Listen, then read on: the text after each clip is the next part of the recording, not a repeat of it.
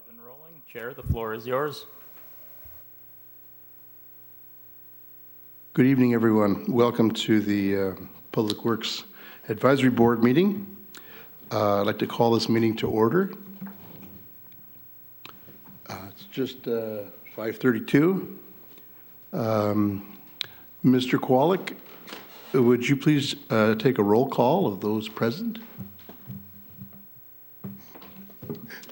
Yes. Advisory Board Member Gaffney. Here. Advisory Board Member Nava. Here. Advisory Board Member Beal. Here. Advisory Board Member Irwin. Here. Advisory Board Member Goldman. Advisory Board Member Ingrafia. Here. And Chair Rogers. I'm here. We have quorum. Thank you. I certainly wanted to welcome Joe to our board. He's got a lot of experience with the city, and I think it's great that he's here. Okay, anyway, Ian, would you lead us in the Pledge of Allegiance, please? Sure.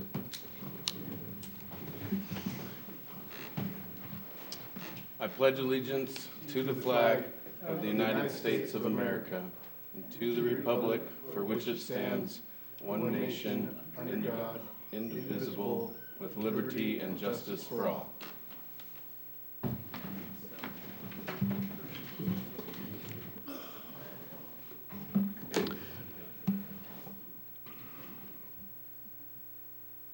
Okay, forgive me, we were supposed to have a moment of silence, so I'll ask to do that after the Pledge of Allegiance.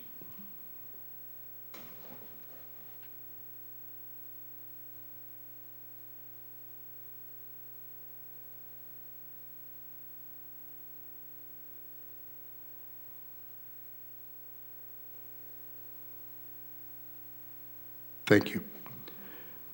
Okay, let's see, do any of our board members have an announcement?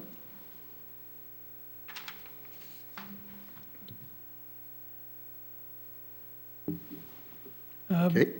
Yeah, I've noticed that the bike lanes on North Main are, they're 3 foot wide striping, and then they've got the bushes coming out about 18 inches again. So somebody probably ought to cut back some bushes, but at some point, I think they're going to need to restripe that so you have more of a standard 4 foot lane rather than the thing that scares all the drivers going southbound. Okay, good. Does staff have an announcement? Yes, I have a couple announcements, but I want to follow up on that. First, I'll just ask if staff has any questions about that request. That might be superintendent or engineer thing, depending. Do we know where? Can you clarify the location? Where I noticed it was essentially from about Spencer's, Pescadero Road, and Highway 41. Where I've noticed it is between Spencer's and Highway 41 mostly, and it's just, some places, they have the full 3 feet, but, if the places there have things going there and cars slow down to about 20 miles an hour and are afraid to pass the bikers. Okay, that's certainly something our staff can look at. Perhaps Maintenance Superintendent Dale Simpson can have a look at the issue there.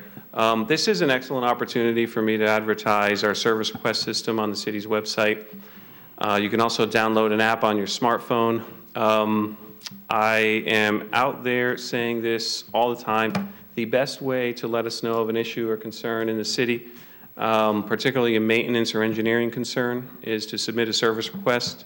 The reason for that is because it goes directly to the person responsible.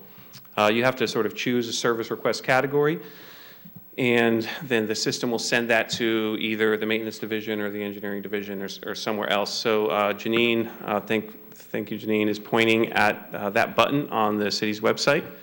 And I would also just request that the PWAB, because I know y'all are out there talking to folks about issues going on in the city, if you could help me market this thing. The more use we get out of it, the better. I'm going to continue to tout it. It actually links up to our asset management system. where we record improvements or maintenance on different assets, including trees. So, for example, if someone observes a tree issue, perhaps some hazardous concern on a tree, we get that input into our system. We then maintain that tree and update our asset management system to show that we've performed the maintenance. And then 3 years from now, we can look back at a specific tree and see how many requests about that tree did we get, how much maintenance did we do on it, how much are we spending on it. That could help us in our future budget projections. So it's a pretty standard things for cities to use. I feel that it's underused in this community, and I would appreciate the PUF supporting that. But that concern, Advisory Board Member Irwin is noted, and I do have 2 announcements. One is we've hired a maintenance superintendent. His name is Dale Simpson. He's hanging out in the back left. So I just want to say Dale has been a great addition to our team. I think he came in early June. He rounds out the new management team here in Public Works, and we are at the management level now staffed up. Dale brings in extensive experience from the public sector, actually in the golf industry, where he worked at corporate and nonprofit golf courses as a superintendent, meticulously maintaining lawns. Apparently, golfers are very picky about those sorts of things, as well as some pathways and facilities. So we think he's a great addition to the team. He also brings a lot of leadership and management experience. So very pleased to have him on board, and you can reach out to him anytime you like with any maintenance concerns or questions, assuming you've already filled out a service request on the website. And the second announcement is we have hired a new intern. Before I introduce her, I will say I'm very proud to say that our past intern, who was with us just about a year, got 2 job offers, one at the County of Santa Barbara as an engineer and one at the County of San Luis Obispo. And she did accept one of those offers. It was a great success. We in the Public Works Department pride ourselves on growing people, particularly young people and students. So we do have a new intern. Her name is Erin DeAngelis. She's a Cal Poly student going into year 3. Environmental engineering, thank you. So she's very interested in water and wastewater, and she's handling our encroachment permits, but we're also putting her on other projects as well, including some wildlife stuff. And I got some other stuff up my sleeve you didn't know about yet. But anyway, just please join me in welcoming the both of them. That's great. Welcome. Okay, we'd like to ask for public comment on items that aren't on our agenda. Does anyone have a public comment? Okay, is there anyone in the queue? Thank you, Chair. We have no raised hands in the queue. Okay, thanks. All right, we're going to move on to our business items.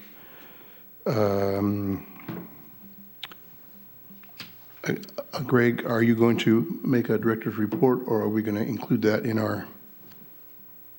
I believe the first item is the minutes. Yeah, no, right, I mean, so, I'm just asking. Okay, so we're going to review the minutes from our June meeting. Does anyone have any comments on our board? Is there any public comment for the minutes from June?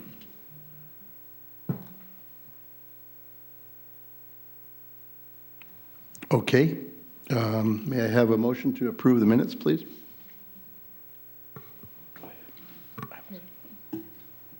I'll make a motion to approve the minutes as written. And a second? Second. Good. All in favor, say aye. Aye. Aye. I'll need to take a roll call vote for that, Chair. Oh, you do? Yes, Okay. Oh, boy. All Very right. formal. Sorry. Advisory Board Member Irwin. Aye. Advisory Board Member Goldman. Aye. Advisory Board Member Ingraffia. I wasn't here. I probably should not approve it. Okay, so you'll abstain. Advisory Board Member Gaffney. Aye. Advisory Board Member Nava. Aye. Advisory Board Member Beal. Yes. And Chair Rogers. I approve, yes. Okay, 6 and 1 abstention.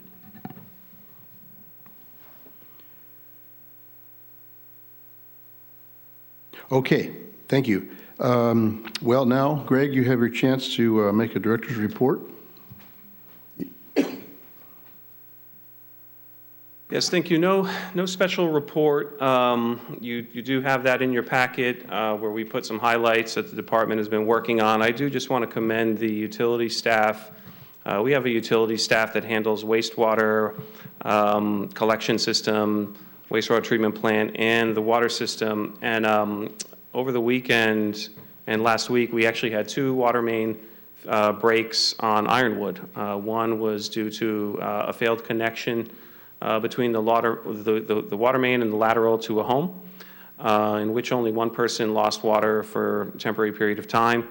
And that had to do with a rusted strap that actually held that connection together, held that joint together.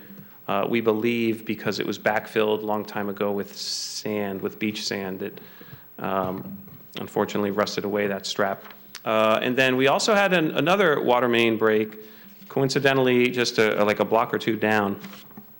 And that was a result of our old asbestos concrete pipe failing. So these water main breaks just happen to come at very inconvenient times, and our utility staff was able to respond off hours and handle the situations fairly quickly. So did want to make the PWAB aware of that. Other than that, I don't have a report, but would be happy to take questions. John, you had some questions on this. Yeah, I did.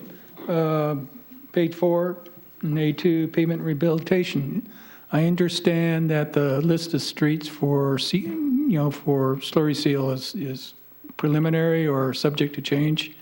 Is there a list of streets that you're considering that is printed out, which we can look at?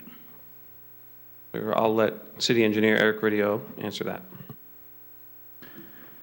So for the A2 pavement rehab project, this is in reference to the arterial dig-out project.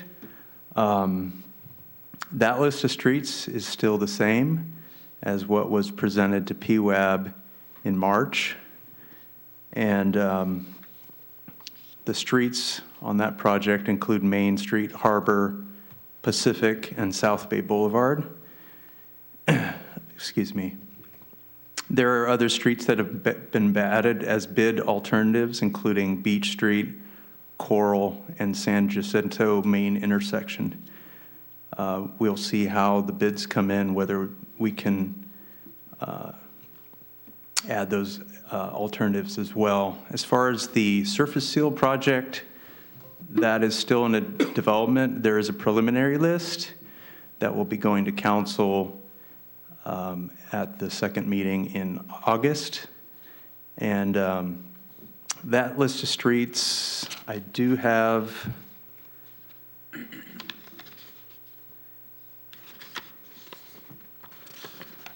from our staff report. Includes the streets that are part of the arterial dig out, so those that are treated with the pavement rehab, the dig outs will be sealed as well. And in addition, other parts of Maine will be addressed. Sequoia Street, Coral as well, which is one of the bid alternates. Embarcadero, Quintana, Morro Bay Boulevard from the roundabout to Market. However, these streets, this is a preliminary list. The SB1 requirements are that you take a list and have a resolution passed, but that does not mean that those streets absolutely are, you can't deviate from that. The project is in development, so we have many other streets we're looking at based on funding, and as we develop the design, we will refine it further and bring it to PWAB once we have it closer to final. Okay, thank you. I noticed, so Aaron, are you a junior or senior in college now? You're a junior, so you have a couple years where you can help us. And when do you take your EIT? I'm thinking about starting to look into it. Say again? She should come to the podium.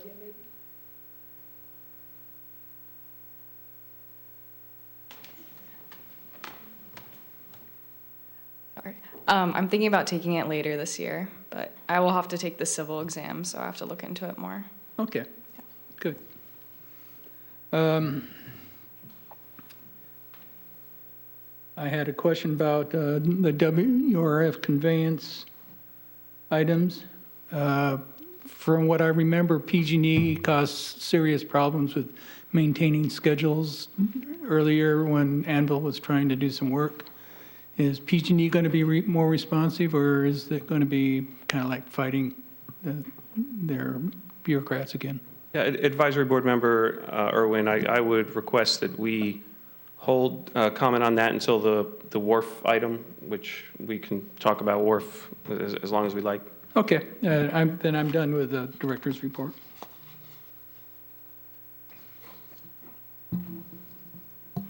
Okay, thank you. Let's move on to the next item. We'll need to take public comment on the director's update. Yes, of course. Does anyone have any public comment? Paul? Good evening, Board. Paul Donnelly, resident, homeowner, ratepayer in Morro Bay. This upcoming paving contract that Eric had mentioned, it's going to involve a portion of Main Street that's currently being used by Anvil doing the construction of the pipeline. So I don't know if there's going to be conflict between the contractors in that location. And it also involves a portion of South Bay Boulevard, and I don't know if Anvil's done there or not either. So I don't know if you guys have considered the possible conflict between these two contractors.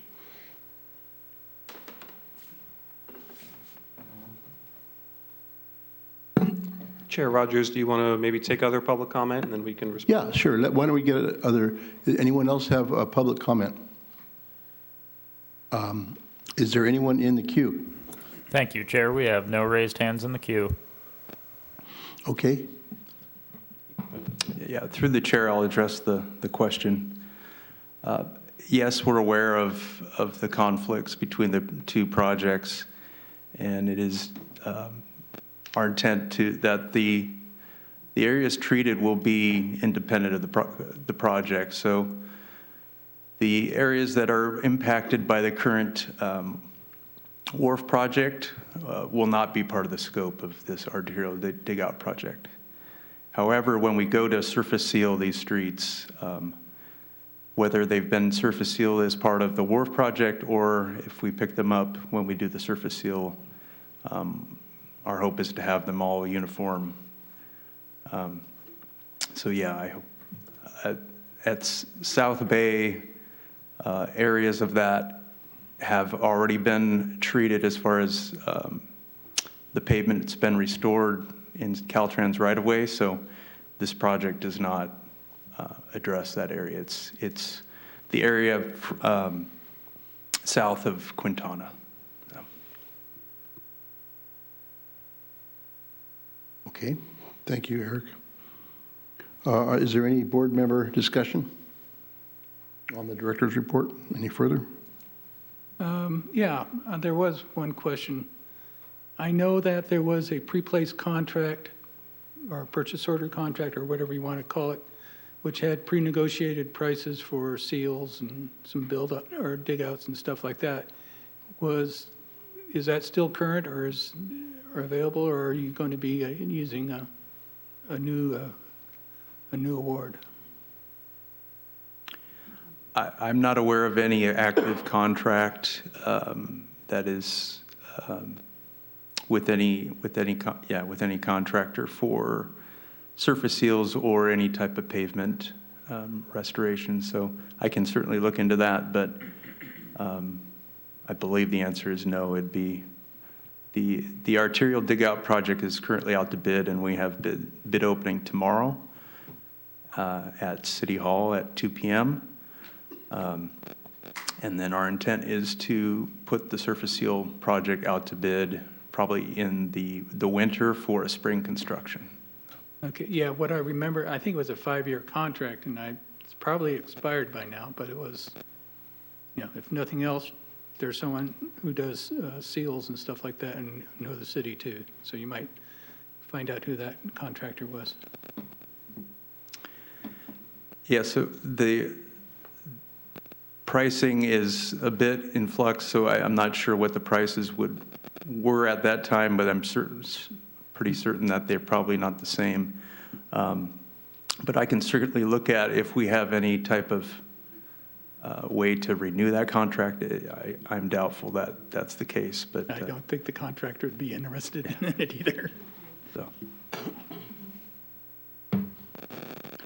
Okay. So we don't need a motion. So if there are no more comments, let's move to item A3. Thank you, Chair Rogers.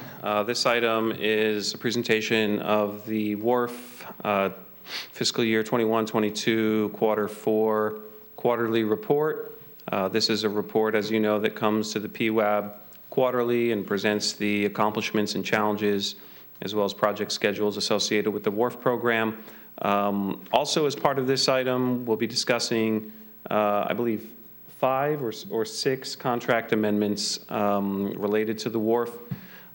We unfortunately were not able to present as much detail as we would have liked in this report because, as you know, the Brown Act requires that we post this agenda packet 72 hours in advance of the meeting, and some of the change orders were still under negotiation. However, at this time, we do have a much more clearly defined amendment for several of these contracts. I do want to take this moment to just talk a little bit about the process by which change orders come to us. Sometimes change orders are requested by the contractor, or sometimes the city requests them. Sometimes the change orders are necessary because of regulators that offer policy direction that we must be in compliance with as part of this project.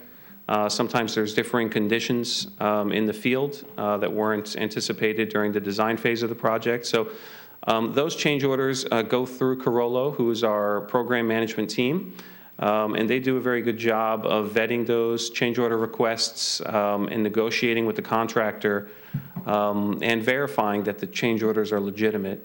And then after that, Carollo comes to city staff, and city staff reviews those change orders with Carollo. Again, sometimes we say, okay, yeah, that would make sense. That's a legitimate one. Sometimes we push back on them. And then ultimately they go to the WRF subcommittee that also reviews those same change orders. And then they go to PWAB for review, and then finally to City Council for approval. So I did want to mention that because I believe there's a thought out there that these are not really reviewed or vetted, but it's actually has like 4 or 5 layers of review at any point in which we could reject any of those change orders. We also have our attorney team look at them, which I forgot to mention. So with all that, Paul Amico is here. He is the Carollo program manager for the WRF program. So he will give a brief presentation about the quarterly report and then go into some detail on the change orders associated with this project. Thank you, Director Kwolek. Good evening, Public Works Advisory Board. And thanks for giving the time to do the quarterly update report. I'll keep the comments brief, and because I know there's been a lot of questions, and you all generally have asked really good questions in the past. So I'll just keep the presentation pretty brief, and then we can dive into detail as you all would see fit. Next slide, please. Or shall I? You want me to get the clicker? Or?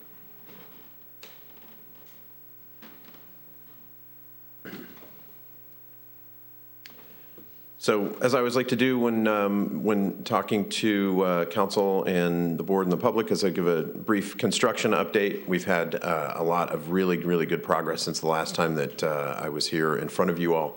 And then we'll look at, is this the presentation?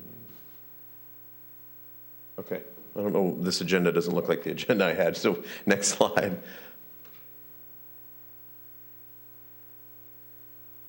This is not the right presentation. Excuse me. Sorry about that. While we're getting that tuned up, I will say that, and you'll see, I'll just run through the highest level. The water reclamation facility has been pretty much complete for a number of months now, and Freelance Black and Veatch continues to do site prep not site prep, but site improvements, landscaping, curbs, gutters, doing minor fix-ups, and then also working on the punch list while they wait for the completion of the conveyance facilities so that we can pump wastewater to the plant. So if you were to go out there, it actually looks like what the treatment plant will look like forever after this when we start treating wastewater. And we are on track for completing the pump stations and pipelines and getting wastewater to the plant, and the date that is in the current schedule is October 4th. So we're progressing pretty rapidly toward that. The plant itself, the membranes for the membrane bioreactors, which is actually the heart of the biological process that removes the waste from the water and produces the clean water that will ultimately either inject into the, or send to the ocean or inject into the ground. Those membranes for the biological process and also for the drinking water plant are on site, and they're waiting to get installed, and we're about a month away from that activity. So a lot of really, really good progress there. And once we get some certainty around PG&E, and I can answer your question now on that, which is the energizing of the pump stations is scheduled. We actually have a date. Pump station B is a little later than we want it to be, but we're trying to get that moved up, and PG&E is being very cooperative around that particular item. So we're on track with PG&E. We're on their schedule. We don't anticipate any delays. So as much as we can count on that, we're hopeful. As I understand, there were several delays associated with the PG&E inspector not appearing when scheduled. Has that issue been discussed? On the conveyance facilities, on our pump stations? Yeah, with Anvil. I've been hearing from the project team that everything's going well, and so maybe that was some hiccups. Those were some hiccups before, but the thing that I really cared about, which is PG&E going to be on site to energize those stations? The answer is yes, and that is scheduled for September, Okay. with sufficient time to test the pump stations before we actually have to go live with the system. Okay. So what I would recommend at this time, because it looks like the wrong presentation was uploaded to the laptop. Chair, if it's okay, if we could reorder the agenda and bring up Dan Heimel of Confluence Engineering to talk about the recycled water indirect potable reuse item, which is item A4. And then when we have Paul's presentation, we can go back to this. Is that acceptable? I think it's reasonable, since we have a lot on our agenda tonight. Okay, Dan, you want to come on up? And I'll introduce Dan. Dan has been working with the city in a variety of ways. First, when he was with WSC as a consultant, he assisted on the urban water management plan that came out last year. He then opened up his own consulting firm and helped the city after the departure of Rob Livick, our previous city engineer. He helped with the transition. And because of his water and wastewater expertise and his intimate understanding of our local conditions, he's actually from the city of Morro Bay himself, went to Morro Bay High School. We have kept him on as a consultant to advise us on various aspects of One Water projects as well as the Wharf project. We will be proposing to City Council next week that Dan and Confluence Engineering takes over the management of the recycled water component of the Wharf program. So Dan tonight is going to provide us with kind of an updated outlook and schedule of indirect potable reuse part of the project. So Dan, take it away. Yeah, thanks, Greg. Chair Rogers, member of the PWAB, thanks for the opportunity to present an update on the recycled water program tonight. I've had the opportunity to present to PWAB in the past, but it's all been virtual. So this is my first in-person opportunity to get to know you all. So if we can move to the next slide or transfer the clicker. Oh, thank you. So the IPR, or indirect potable reuse program, is how I'm going to refer to the recycled water component of the overall Wharf program tonight. It's a bit techy, but it is kind of some of the jargon and nomenclature that we use in the industry to describe this type of recycled water. It's recycled water that is made available for ultimately for drinking water or potable reuse. However, it's classified as indirect because we first put it into the ground, let it reside within the ground for a period of time of 2 to 4 months minimum before we pump it out and serve it to the drinking water system. That being said, we are trying to come up with a better name for the program that is hopefully a little more unique and better fits the character of this exciting project for the city of Morro Bay. Just a couple of key, what I feel are really exciting bullet points about this program and what it's going to benefit the city are that, I mean, this is going to create a new sustainable water supply for the city of Morro Bay. The city has been largely reliant on imported state water for the last 20 plus years, and this will create a new local supply that it can rely upon in times of drought or state water shutdowns. At build out, at full capacity, when the city grows and there's more wastewater available, the project could provide up to 825 acre feet of advanced purified water for injection into the Morro Basin. And I use the term advanced purified water to represent the recycled water product that comes out of the advanced treatment system, the very sophisticated multi-barrier treatment system that's being constructed at the Wharf project later in the presentation. By injecting that water into the Morro Basin and enhancing the recharge, that will allow the city to protect against seawater intrusion that has historically occurred within the Morro Basin when under drought conditions or periods of time when the city has had to rely more heavily on that water supply.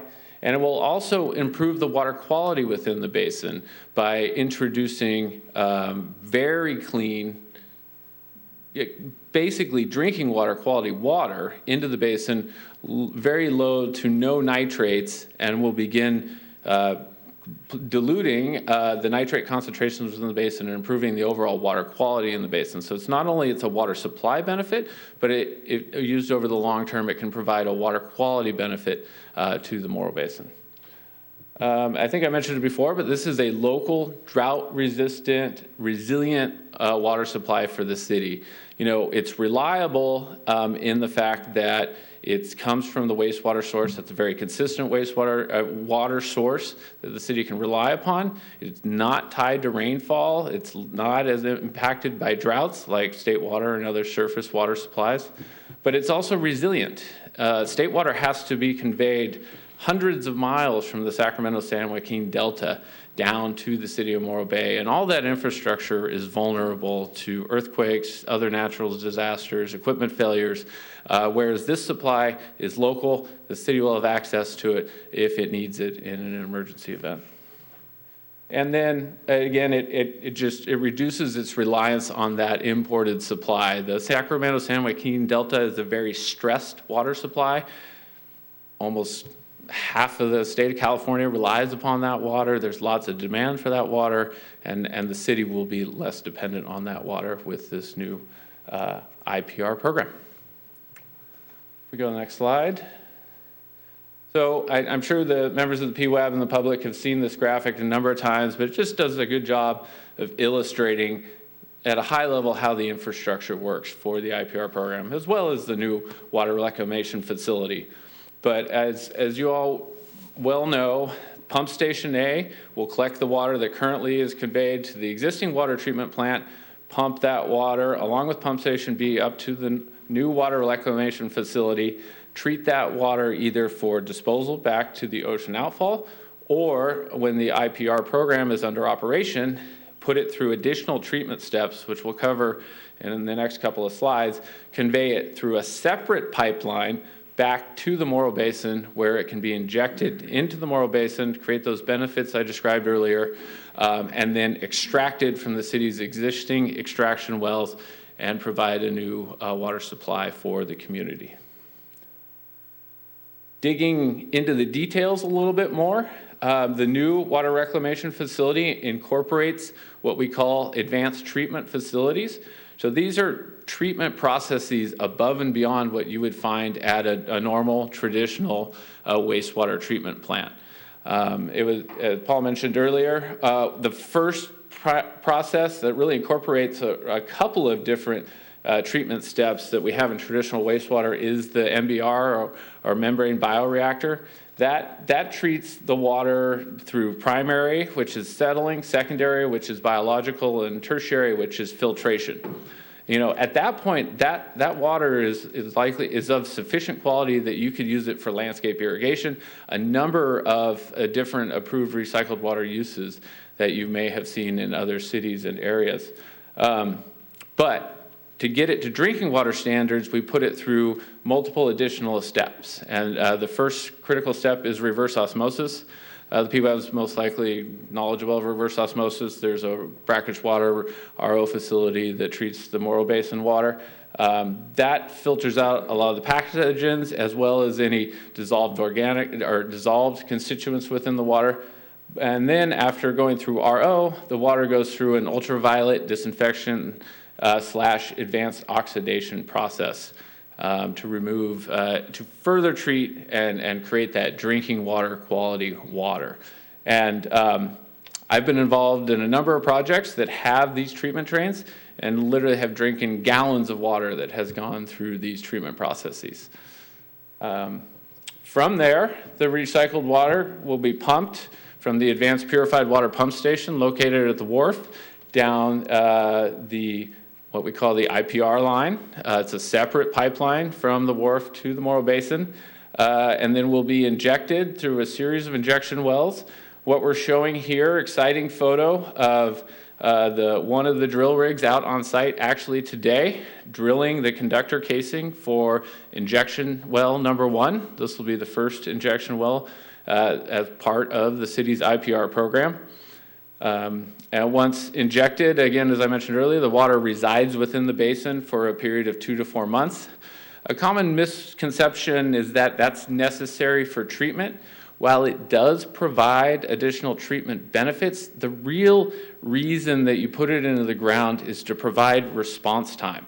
So if you were to have an issue or an upset with your treatment process, you would have at a minimum of 2 months of time to detect, respond, and mitigate against that before that water was able to reach the drinking water system. So it provides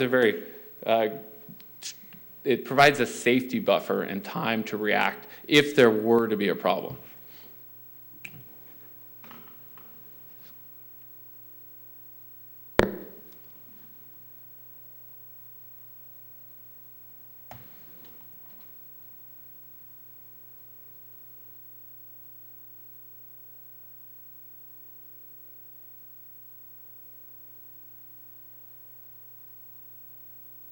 Okay, I'm told from HEP that we've just had a system failure and we need to take a tech break. Chair Rogers, perhaps you can adjourn the meeting and we can get back in about 10 or 15 minutes. As an alternative, is there any presentation staff that we can give without technology? I mean, I can keep rolling with the rest of my presentation. I think we got through most of the pretty pictures. Oh, okay, yeah, we may not be able to hear it. Okay, yeah, we don't have a choice but to adjourn temporarily. You don't have a choice. Okay, well then, I guess we're going to adjourn for 10 minutes. Okay, we'll check back in then. Thank you.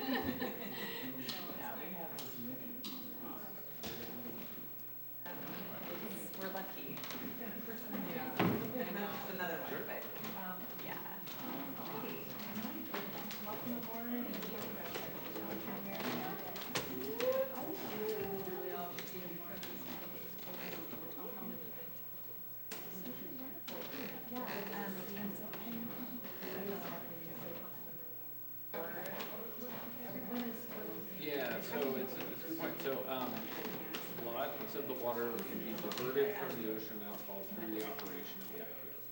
This is a great thing. A, from the water supply benefit, and we're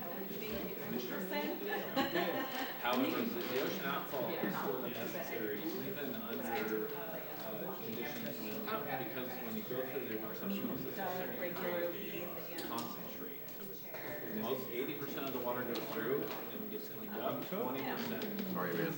And as the more concentrates, you still need somewhere to dispose of that. So that water it's just basically it's concentrated. So we left out of Crescent Meadow. So But you know, there's the 3 trailheads, right?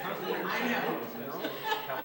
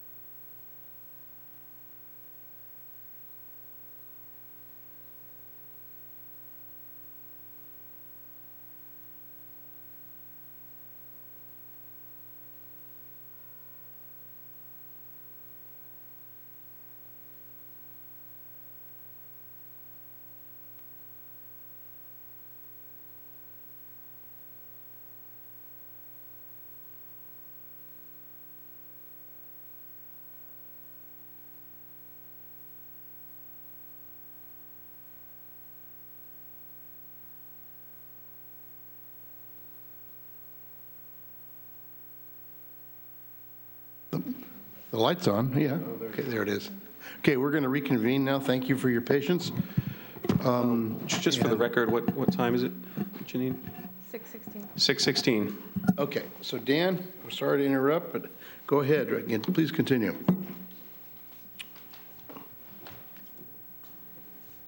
Yeah, no problem. So where were we? I think we had gotten, through the different steps of the advanced treatment process, and then the what we can sometimes refer to the IPR facilities, the conveyance, the injection wells, and then ultimately the extraction wells. So that's the infrastructure component, and those are the concepts that are being envisioned, but there's still quite a bit of work to do to optimize the design and layout of those facilities to maximize the value of this recycled water resource for the city. And so what I want to talk to you about now, and there's more detail in the staff report, is the other initiatives that are currently ongoing that will support the ultimate design and construction of the larger IPR program. So the first thing that's ongoing right now is what we're calling supplemental groundwater modeling. There's been pretty extensive groundwater modeling done to date, but as we learn more about the basin and as the other components of the project are being built, we want to again evaluate how can we best use this water to prevent seawater intrusion, to improve water quality, and provide that reliable, resilient water supply for the city. And so the groundwater modeling is a great tool to allow us to do that. It's also allowing us to look at what some different operating scenarios that I call kind of intermittent operations. There's one option is to run the advanced treatment facility full time and create this advanced purified water and inject it in the basin.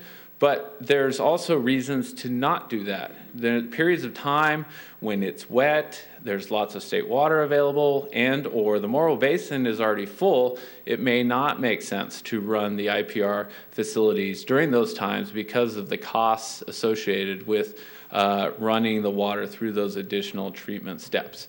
So we're analyzing different operating scenarios to again kind of maximize when does it, or determine when does it make the most sense to run the IPR facility to provide the benefits that the city's looking for. We're also looking at alternative layouts, again, just with the intent of optimizing the system. We talked a little bit, actually, no, I got to talk quite a bit about each of these bullets. The other one we talked about quite a bit was injection well number 1. As I mentioned, that injection well is under construction. That injection well and the injection test that's going to be performed using that well is going to provide a lot of really valuable data to, again, inform the ultimate design for this project and program. So once the well is drilled, we're going to do an injection test where we're going to inject water from the city's potable water system. We're not injecting recycled water at this point, but we can inject water from the potable system, state water.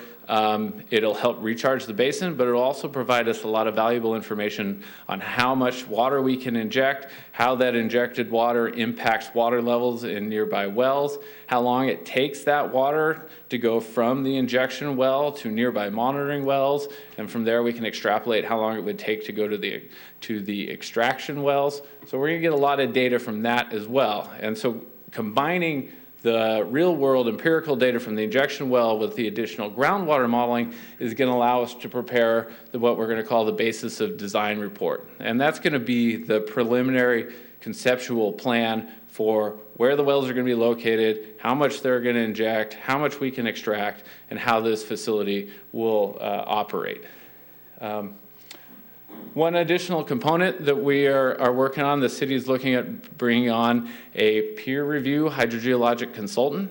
And the logic behind that is the operations of these injection and extraction wells is so critical for maximize the benefit of the project that there is value in getting other technical experts involved. Especially other technical experts that have intimate knowledge of the Murrow Basin. Really, there's nothing more local than hydrogeology, so you want to make sure you leverage the knowledge and experience of the people that really know and understand these basins, how they operate, to design a program, again, to maximize the benefit for the city. And from there, we'll proceed into the permitting and design phases for the program.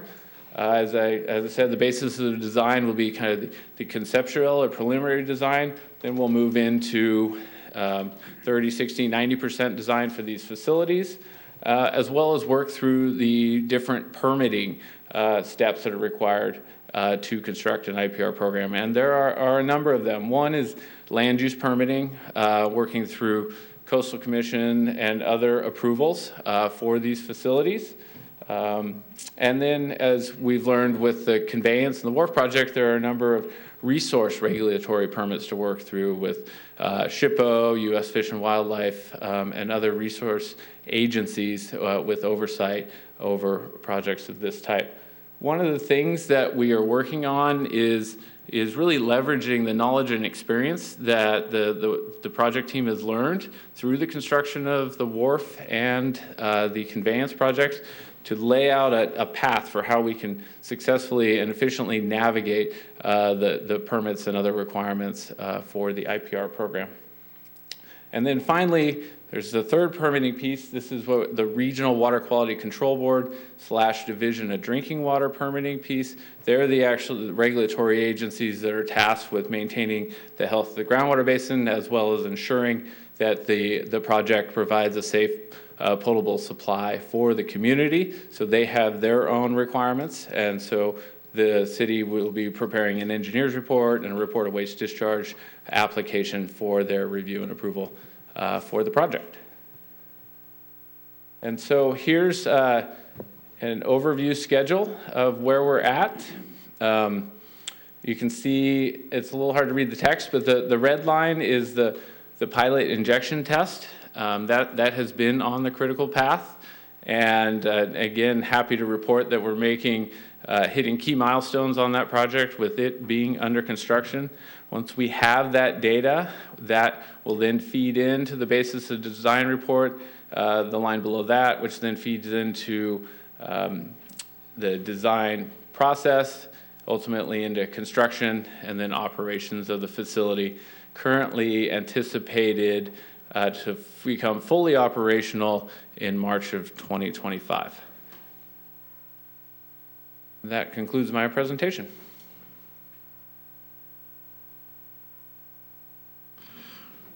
I had one question. It wasn't mentioned, but will the study include a cost comparison for recharging our water and pumping it back out, comparing that cost to reselling the state water project water?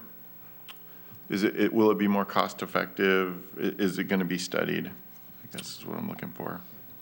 Yeah, great question.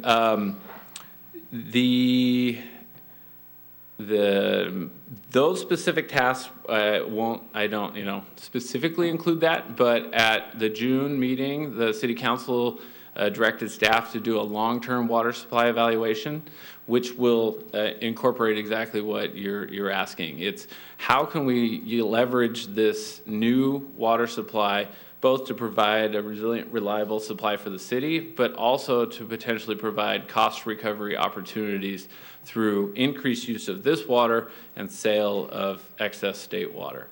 I think in talking with staff, they really view this program will provide an insurance policy, knowing that the city can turn to this water supply in the event that state water is limited, which provides more flexibility for what it could do with its state water and potentially excess state water during certain times. So yes, short answer.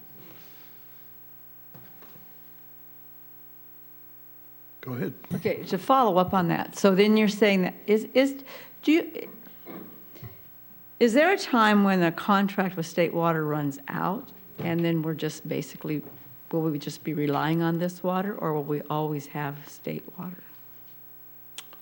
No, state water contracts don't have an end date. An expiration date? No, they do not. So yeah, it will still be part of the city's water supply portfolio as long as it continues to want to participate in that project. Okay, and then my other question was that I was under the impression that this whole process would stop the water being sent out to the ocean, and it's not. It's still going to go to the ocean. Is that why? In my confused question, why is that still going to be an outfall into the ocean and not completely in a closed system somehow? Yeah, another good question. Yeah, even with implementation of the IPR program and full utilization, running at 365 days a year, there's still a need for an ocean outfall for a couple of reasons. The first reason is that, when the water goes through the reverse osmosis process, 80% of that water is pushed through those RO membranes and moves on as advanced purified water. But 20% of that water is concentrated and sent off for disposal. And so basically you have a permeate side, which is the product water side that you want to use, but then you have a concentrate side, which is the water that needs to be disposed of. And it's a requirement of that process, and it's actually a requirement of programs like this. To get the necessary treatment credits, you have to incorporate reverse osmosis at this point. So you continue to need the outfall so that you can dispose of the concentrate water that's part of that. The other big reason you still need the outfall is the advanced treatment facility is not sized for peak flows at the wastewater plant. It's sized to treat your average flows, because it's just unrealistic to size it to treat your max wet weather flows. And so during those periods, you're also going to want to be able to discharge water to the ocean outfall for disposal.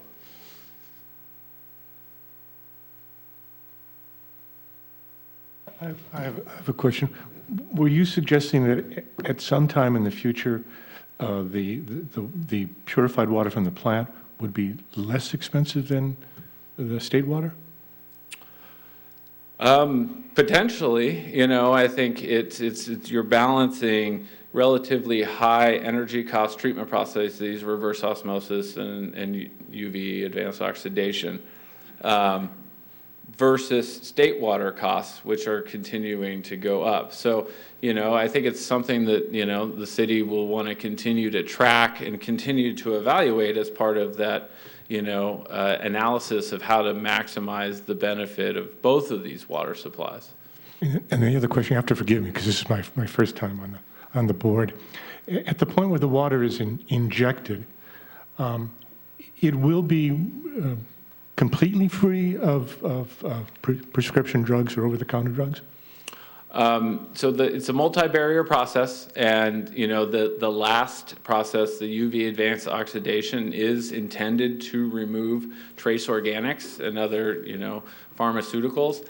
I can't say that it will be completely free, but he'll be treated to a level that the Division of Drinking Water has deemed safe for potable use. And they're a very conservative organization, and they're tasked with protecting public health in all of the drinking water systems within California. And there has been successful implementation of projects of this type in California for decades, mainly with the projects down in Southern California. So, my turn? Go ahead. Okay. Your presentation on the state thing brings up when I first came on this board and I pestered Rob Nybee a lot about what's happening with the water. As he explained it at the time, and I don't think it's changed yet, though there's some political pushing to allow us to sell our excess water. But the way it's written right now is LA gets to buy our excess water pennies on the dollar. And there is some political pushback by like Santa Barbara and some of the other places which are severely impacted by a water shortage to change that ruling. And I haven't heard that it's been changed yet. The other thing that I wonder is, so when you look at this, will you be able to look to see if we had to, the other thing that comes with that is the state water project. If this extreme drought continues on as it may, they may cut our water supply by 90%, say, and you'll be looking at those sort of situations to see how that would impact our operation, I take it.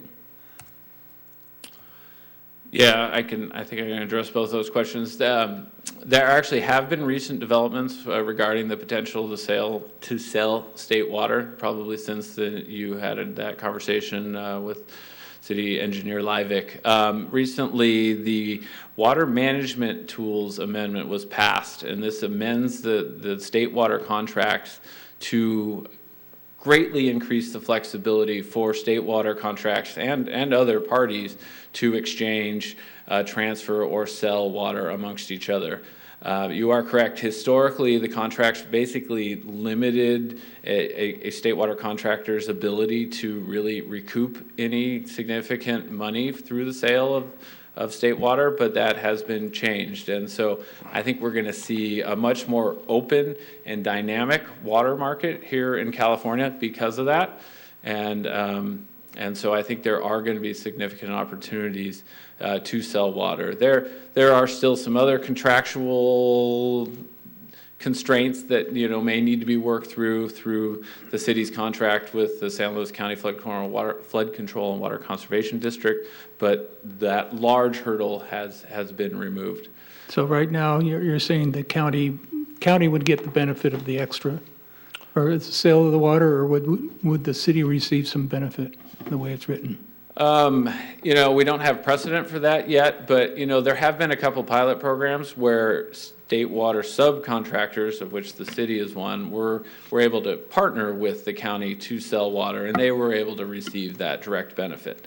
So I think that opportunity will be out there. The other, I think, big driver is with the implementation of the Sustainable Groundwater Management Act. There is and the need to balance basins in overdraft, there's a much greater demand for surface water supplies to do that. And so I think that's really going to increase the value of these supplies and the cost that you can sell them for.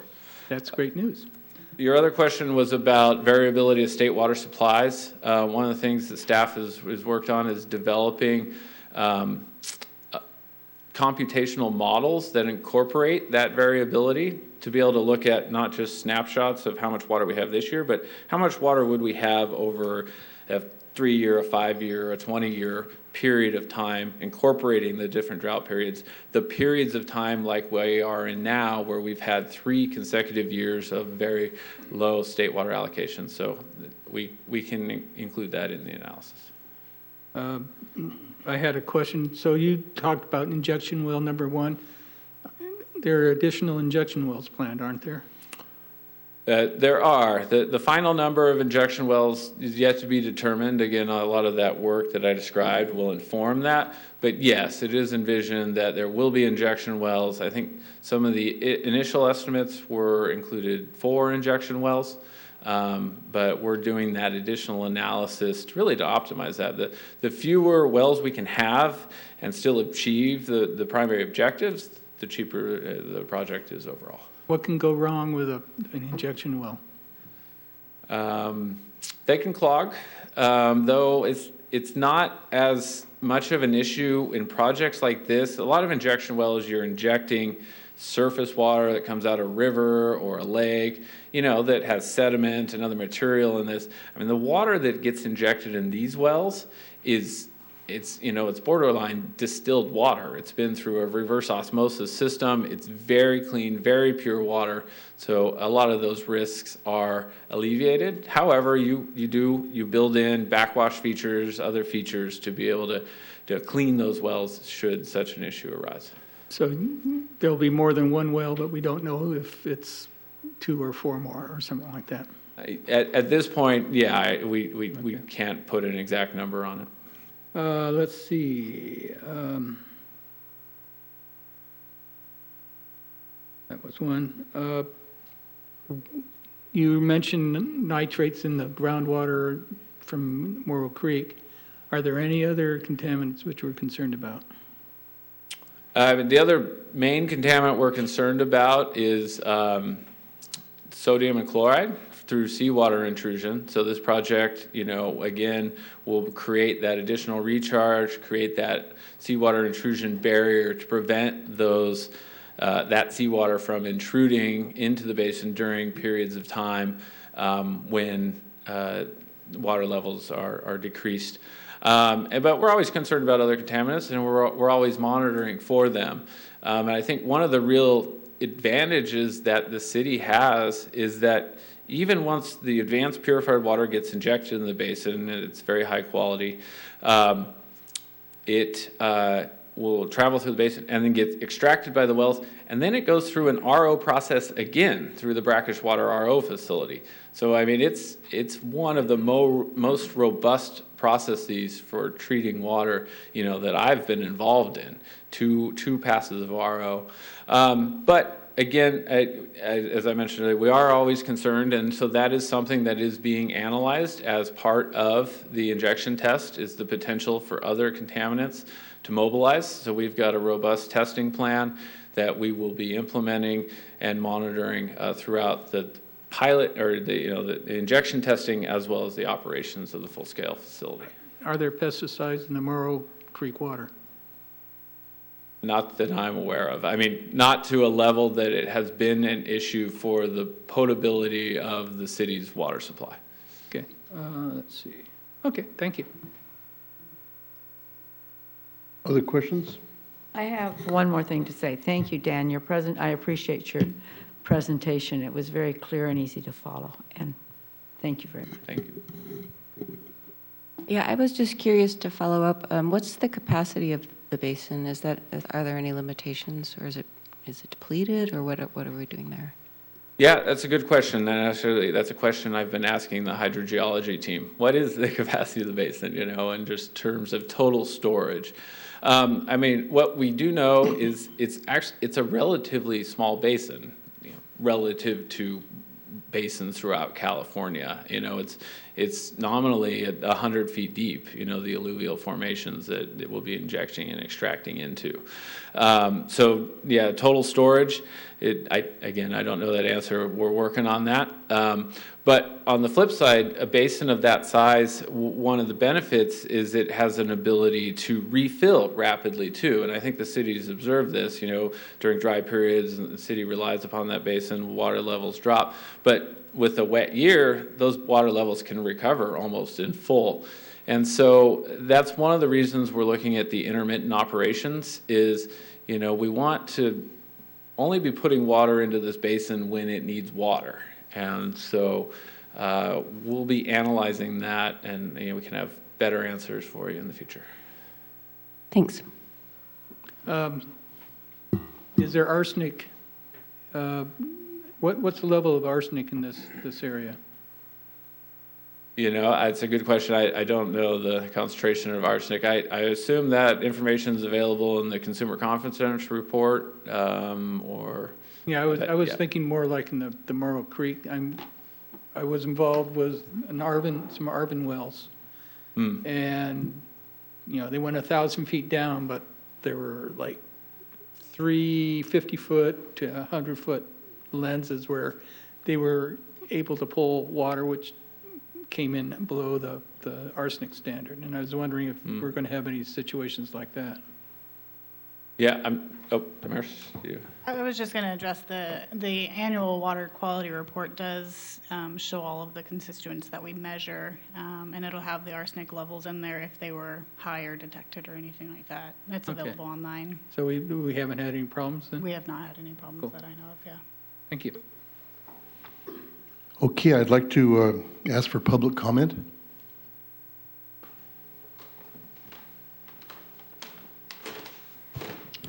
Evening, Board again. Hi, Paul Paul. Donnelly.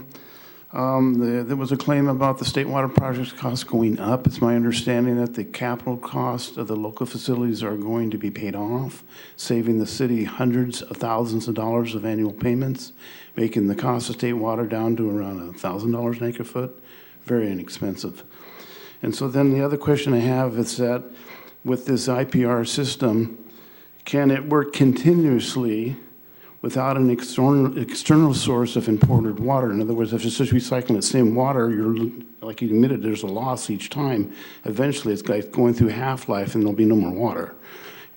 On your staff report, you indicate that the water reclamation facility would produce up to 825 acre-feet of water, but the water rights permit the city has only allows 581 acre-feet per year to be taken from the Lower Moore Valley well field.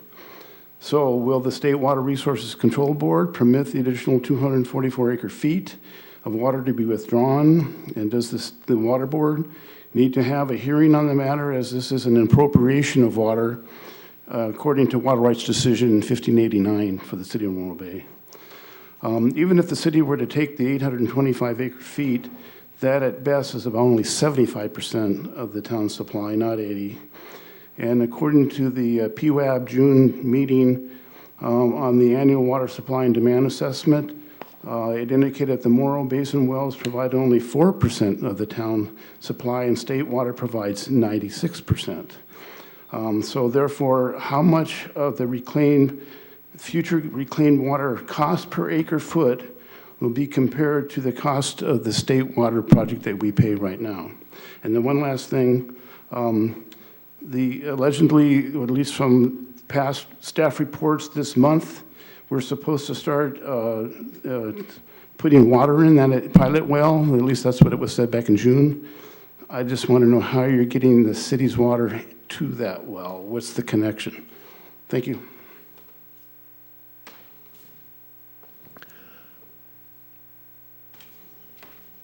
Good evening. My name's Betty Winholtz. I had questions along the similar line. The 825 acre feet, I'm assuming that's what it was before it got cleaned, or is that how much it is after it got cleaned? So is that 825 the 75%, or is it the maximum and then it gets reduced? And by the previous speaker, it sounds like that's the maximum. We really don't get that much out of it. So if you could confirm or not confirm that. It sounds like also that even though it's available daily as it gets cleaned through the sewer plant, you're only going to be using it in emergency cases. That's what I heard, and unless I misunderstood that, could you clarify that also, please? And I assume emergency means when we're only getting, less than what we need from state water, and or the tourists are here and the need goes up dramatically as it does in the summertime. And then back to that RO pathogen thing that several people have talked about, just because it's an immediate concern, does that also cover, and I don't think the state asks you to test for this, so you may not know the answer to that, of whether COVID vaccines or COVID itself is being extracted from there, because we've seen articles about that in the newspaper. Thank you.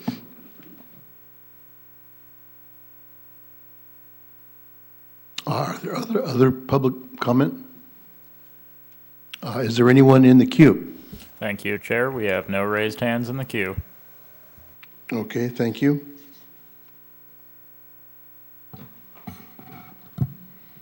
Chair, would you like us to address those questions? If you want to, I know we discussed some of those answers in our June meeting, but would anyone from staff like to comment?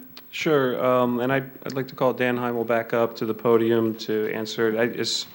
What I heard, and some of the questions were repeated, but what I heard was, we may have a situation where without state water, the water is being recirculated through our system in the groundwater basin, and is that enough for demand? My understanding of that is no, that wouldn't be enough for demand, to meet our city's demand, for the reasons that are pretty obvious, that if we only have 825 acre feet permitted to pull from the basin, even with recycled water in place, we would not be able to meet our 1,100 acre feet per year demand.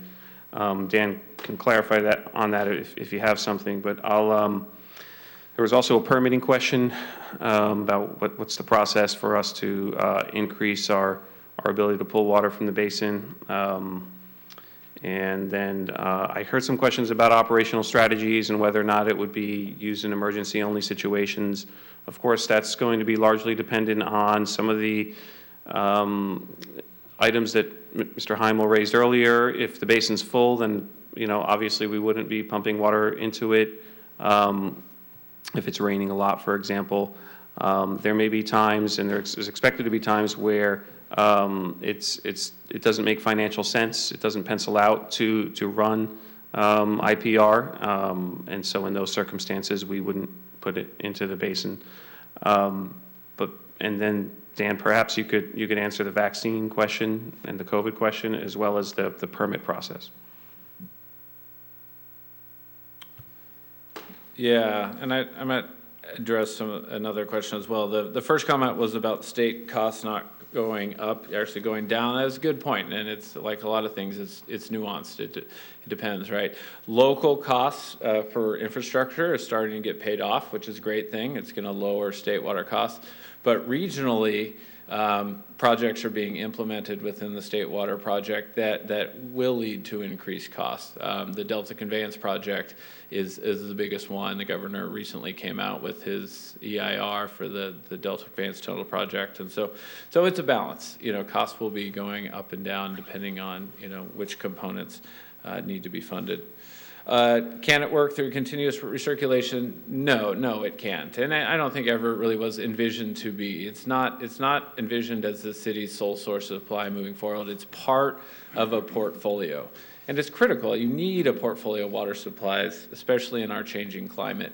You need access to different sources. You need to be able to balance those sources. You need to be able to turn to those sources when there's interruptions in other sources. And you need storage, you know, and that's one of the things we're going to look at in the long-term water supply evaluation, has how can the city better store water when it's available, when it's wet, and then turn to these other sources or it's stored water when it's dry. There's the question about the 581 acre feet per year extraction limit. That's one that we have been looking at, and you know that is the current limit. However, this project will provide a new source of water, an imported source of water in a sense that will be artificially recharging the Murrow Basin. And so there's precedent that doesn't count against the 585 extraction limit, but the city will be working through the state board to clarify that and determine the outcome and any limitations associated with that. I think there was a comment about historically 4% of water came from the Murrow Basin, and yeah, that is correct. However, with this new source of supply, that may change. You know, this is a new opportunity for the city. That's why the city council directed the evaluation of the long-term water supply evaluation. With this new source available, it makes sense to reevaluate how the city uses its water. And then, yeah, the question about how often would the IPR system be used, that's exactly why, you know, we're doing that at supplemental modeling. Look at different operating scenarios and to Director Nava's point, you know, comparing that against other opportunities like state water. And then the COVID pathogens through IPR, you know, I'm very active in the Water Reuse Association. I have not heard of any concerns about COVID through IPR. Again, it's a very robust treatment plant, and with multiple RO passes, UV advanced oxidation, as well as all the conventional treatment systems. But so hasn't been brought up as a concern that I'm aware of.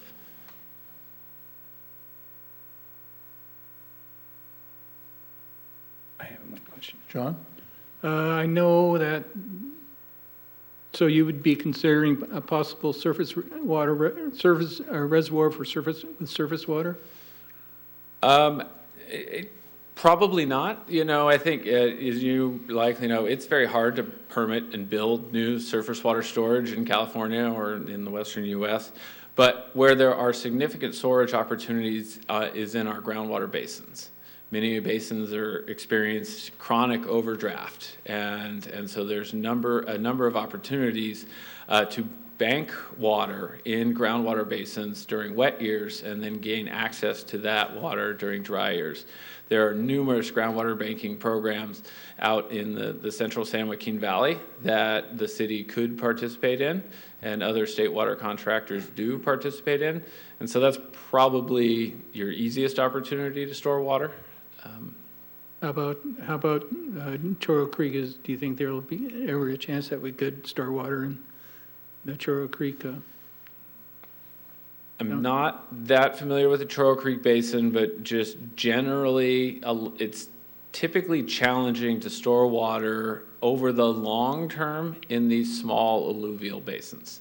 They kind of fill and spill, for like, you know, when the creek's flowing, they're pretty full, and so typically there's not a lot of unused storage capacity in those basins, just because frankly they're not that deep. Okay, thank you. Okay, so we don't need a motion here, so let's, we're going to move on to the previous, which was Paul's presentation that he was partway through. Paul? Thank you again. I was actually maybe a little bit fortunate that Dan got to go first, because you get to see what the end is and what the future holds, and I just get to talk about the bathroom innovation. So next slide. Okay, so today, construction update. This is the part I really like, because I get to show nice pictures, and then we'll talk about the quarterly report briefly. I think you all have gotten a copy of that, and through the construction update and then the amendments, I'll talk through what our progress has been and what we're looking forward to. And before I get to the contract amendments, which include three professional services amendments and then 2 construction amendments.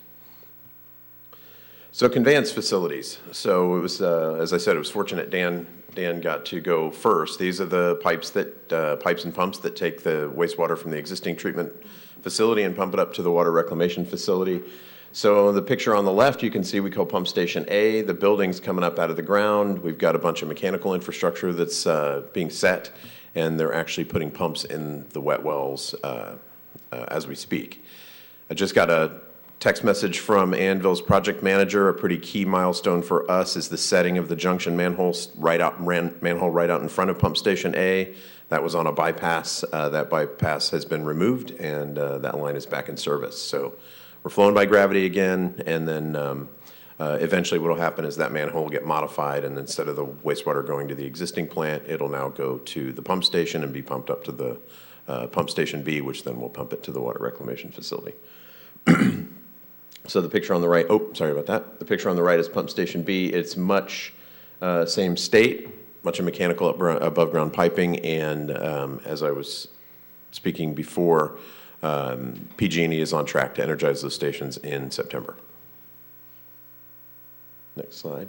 It's pretty interesting. I'll show a picture here in a minute, but the IPR line, or we call it the purified water line along Quintana, has been completed. I believe it's extended all the way from near the injection site all the way to the water reclamation facility, but for a few sections where they're going to test the pipelines and then drop those sections in.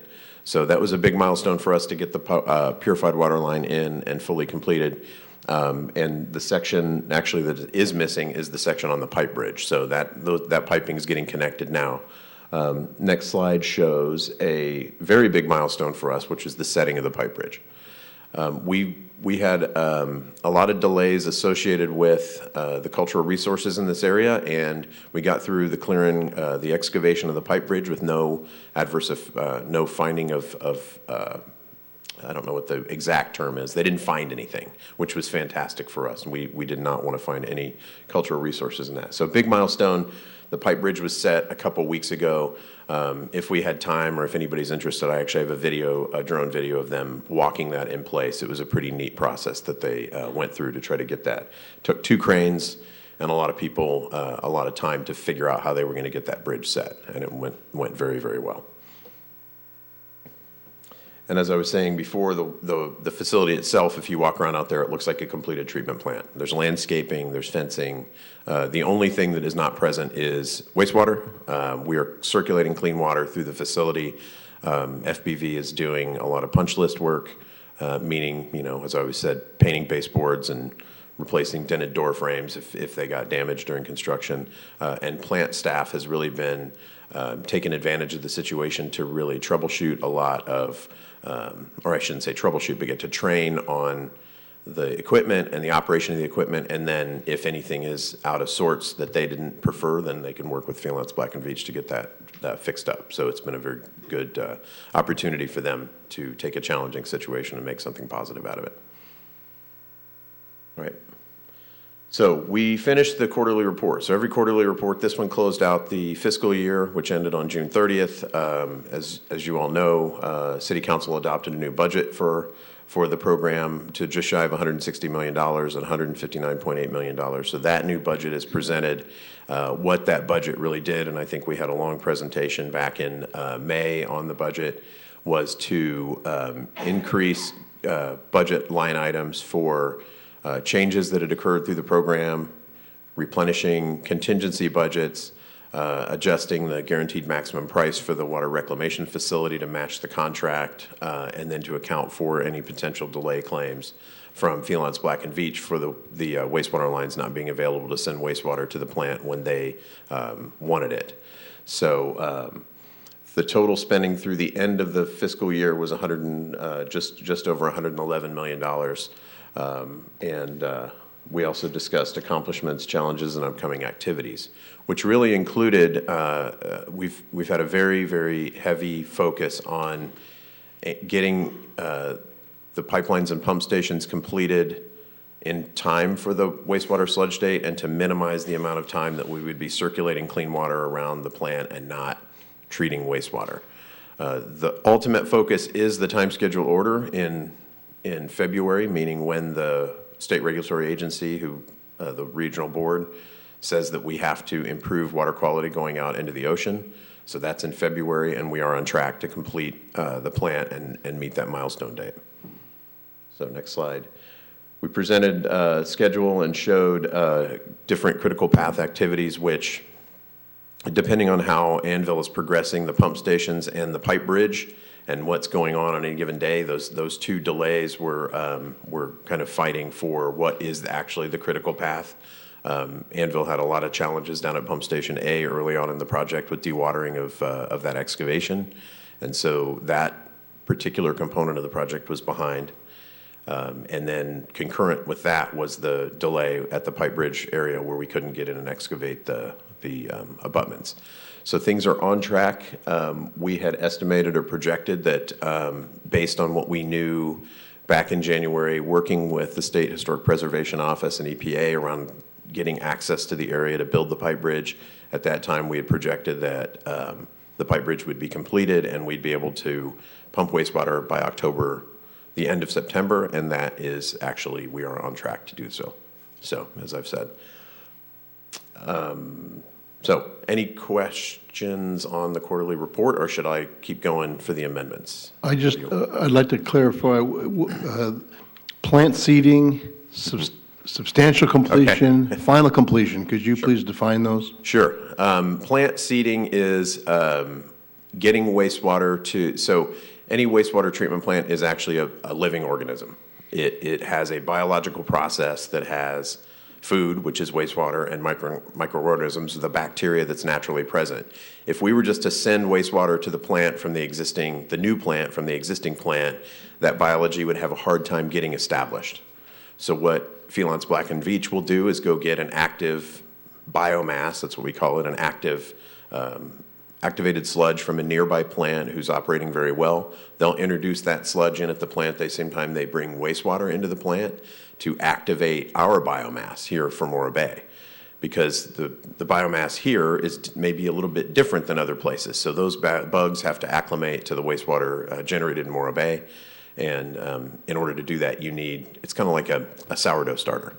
You get sourdough starter from your neighbor, you get sourdough. So substantial completion represents the moment in time, the milestone when the city can assume control of the facility and then take over operations. So that would be substantial completion. It has achieved full operation. And then there's a gap between that and final completion where we run around and say, fix that baseboard, it's dented, fix this over here, it didn't meet contract. It's minor issues that are not consequential to the completion or the operation of the plant. So when do you think the city will actually take operation of the plant? The schedule shows January. So the IPR system or the RO system it cannot be started up until So a wastewater plant operates on, the biomass is a population of bugs, and their average life of those bugs is measured in days. Generally speaking, it's about 30 days. So there are 3 lifetimes of bugs in the plant that need to be, those bugs need to be turned over 3 times before we can start up the drinking water plant. So from October to the beginning of January, we'll be testing the RO system, but we can't do the final tests on the RO system until early January. Those don't take very long, and so therefore the milestone of January 20th is for the RO system. Thank you. Mm-hmm. Okay. Any other questions on the quarterly report? Yes.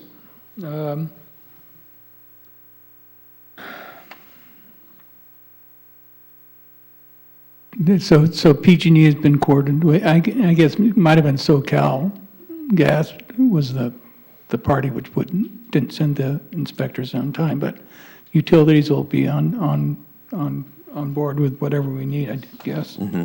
And yeah, it was SoCal Gas. We've had some issues between the two parties about getting people to show up when they're scheduled. Okay. So Kevin Merck, is he the one responsible for SHPO requirements too?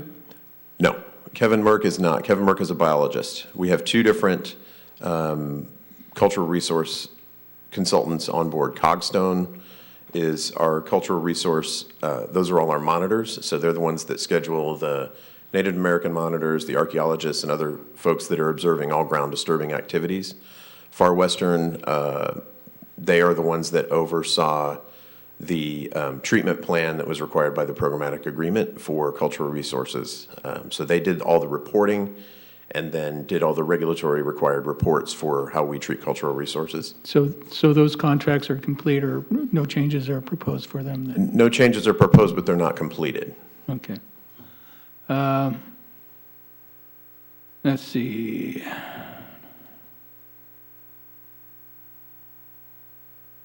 And I was just curious about, PCOs. You'll be providing a list of the PCOs for tonight to look at? Correct. That's what we're getting ready to move into. Okay.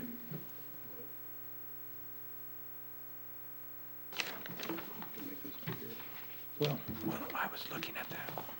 Okay, let's see, then I'll wait for the discussions on the change orders. Sounds good. So as I said, there are 5 contract amendments that will be going to council next week. 3 are professional services agreements. Waterworks engineers, $108,000, a little shy of $109,000. This is to continue their engineering services during construction. Generally speaking, when you have construction projects that get time added to them, that comes with engineering support. That's no different in this case. And so this includes just that continued engineering support.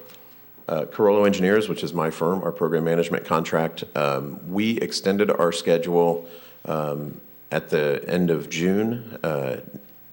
We just simply extended our schedule, but we didn't add money to the contract because we still had budget remaining. We had some other things we needed to focus on at that time, so now we're bringing this particular agreement. The way our contract works is we budget for a lot of our management services, and then we manage our budgets on a month-by-month and a quarter-by-quarter basis with the city. We had budget remaining in our contract as of the end of the fiscal year, and then we forward projected what our level of effort is for our variety of services, which include not just the construction management activities that we do for both the water reclamation facility and for the conveyance facilities, but we also do a lot of work in preparing the quarterly report and other reports that are required by regulatory agencies. We have been preparing grant applications in cooperation with the city and support of the city. And then we do a fair amount of work managing the state revolving fund loans and working with SRF. So we have a lot of interaction with them. We do a lot of analysis of charges so that we can make sure that the city continues to get disbursements of that loan. So all of those services together, we forward projected that it was going to be approximately $2.9 million for the next fiscal year. We projected by the end of this month, end of August, we'll have about 1.2 remaining in that contract. So 2.9 minus 1.2 is 1.7. So that's how we arrived at that number. And then Kevin Merck Associates, who's our biologist, who's been doing all of our biological monitoring and other compliance activities around this Lake and Stream Bed Alteration Agreement and other biological agreements that we have with the agencies. We're extending his contract and also adding some money to make sure that he's got enough to get these projects done. So those are the 3 professional services amendments. The contract amendment for Anvil Builders consists of a number of different, what we call potential change orders, or PCOs as we call them, and these are changes that occur in scope of work or other changes due to differing site conditions. The bridge abutment changes that you see here, PCO 13, because we needed to excavate those pipe bridge abutments in a different way than was originally bid. We had to delete, for instance, sheet pile shoring for those excavations and change it to a different method that was not as potentially destructive if there were cultural resources underground.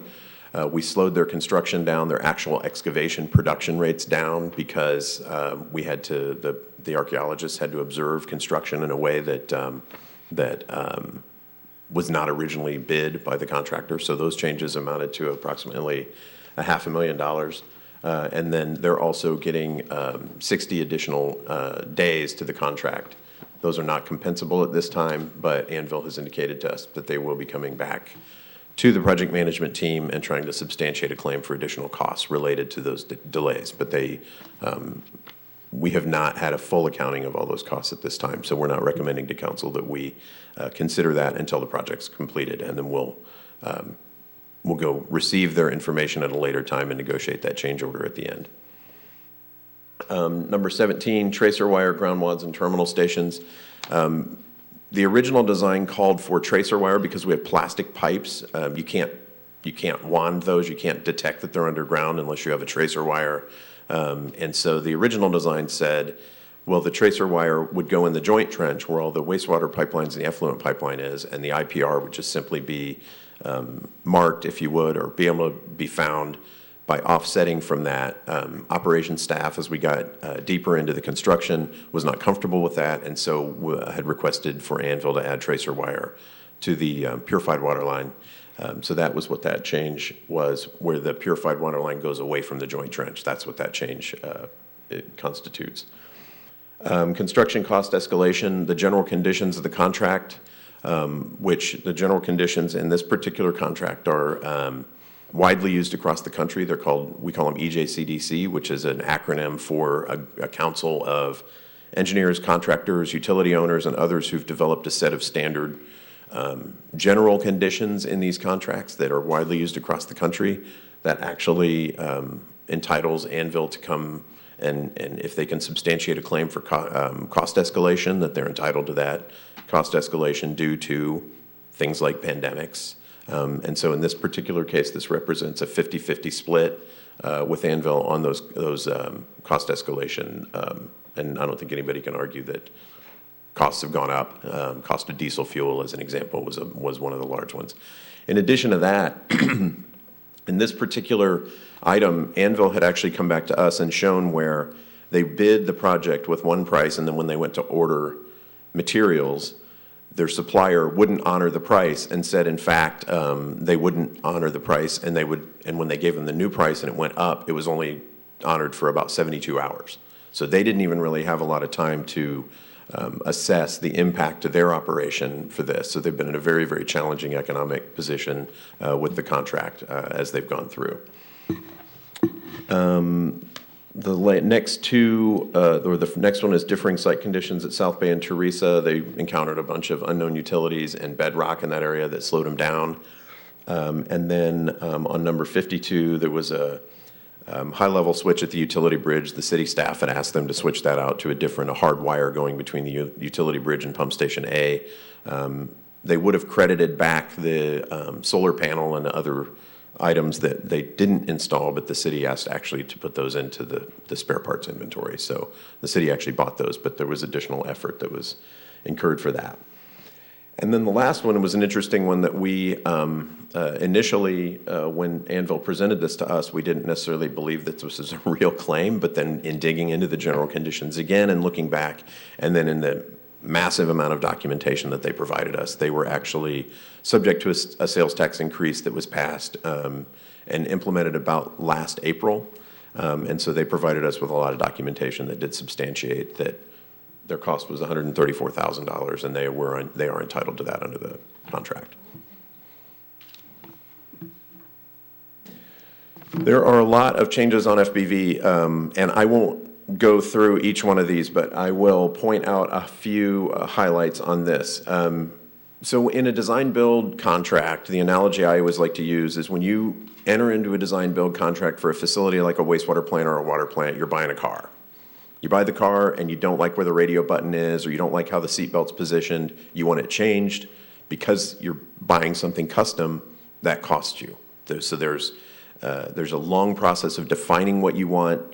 Obviously, at that level, not every last little detail is known, and so when you ask for a change, you end up paying for it. There's a lot of discussion and debate on whether or not some of these changes should have been included in the first place, and so there's a negotiation there on some of these changes where they may credit back certain things to the city, and then the city pays for some of those changes. So a lot of detail around these. We spent a lot of time going over this with Freelance Black and Veatch, and in some of these cases, we look at something and say, well, we don't necessarily agree that we want to pay this, but it's the best price we're ever going to get for it, because if we go into dispute with the design builder, that can end up costing a lot more money in both staff time and other things, and then you end up paying a lot more for some of these changes. So I'll just call out Pcos 102, which is the skater revisions,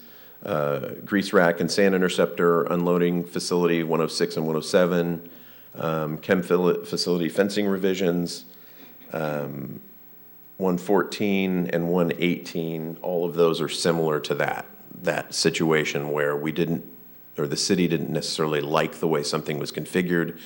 Once it was built and in construction and the city's trying to operate it, we requested changes to get those things changed. And it was really as the operations staff got deeper and deeper into the facility as it was constructed, those changes were driven for that.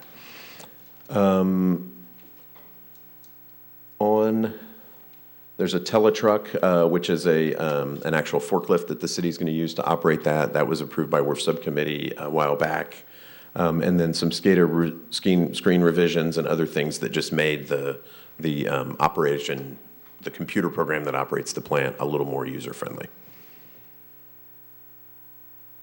With that, that's the end of the formal presentation. I'm glad to take any questions you all might have about any of those items, and I can probably recite chapter and verse what they are, what those changes are. 103 SRF reimbursement. Oh, good question. Good question. So the way that the design build agreement was structured, the design builder does not have to provide information. They provided information in a way that the contract stipulated, and it was pretty simplistic, right? And so SRF requires some very, very specific ways that they want information. The first part of the construction of the water reclamation facility up until about April of last year was sent through WIFIA. WIFIA didn't require, they're not as robust in their reporting requirements as SRF is. And so as we got deeper into that process and SRF started asking questions and wanting more information, FBV actually went back and did a very good job getting that information put into the format that SRF needed. And then as they prepare that going forward, they continue to do so. So that particular change was for their staff time to do that, and it's a necessary part of getting state money. So they got two admin people working on that. They've got yes, it takes a lot of effort on their part. Okay.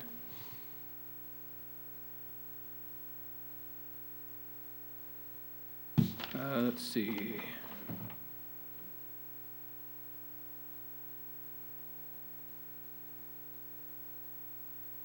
Could we get a copy of the list that the list of PCOs, which Paul showed us on the screen, was not in this.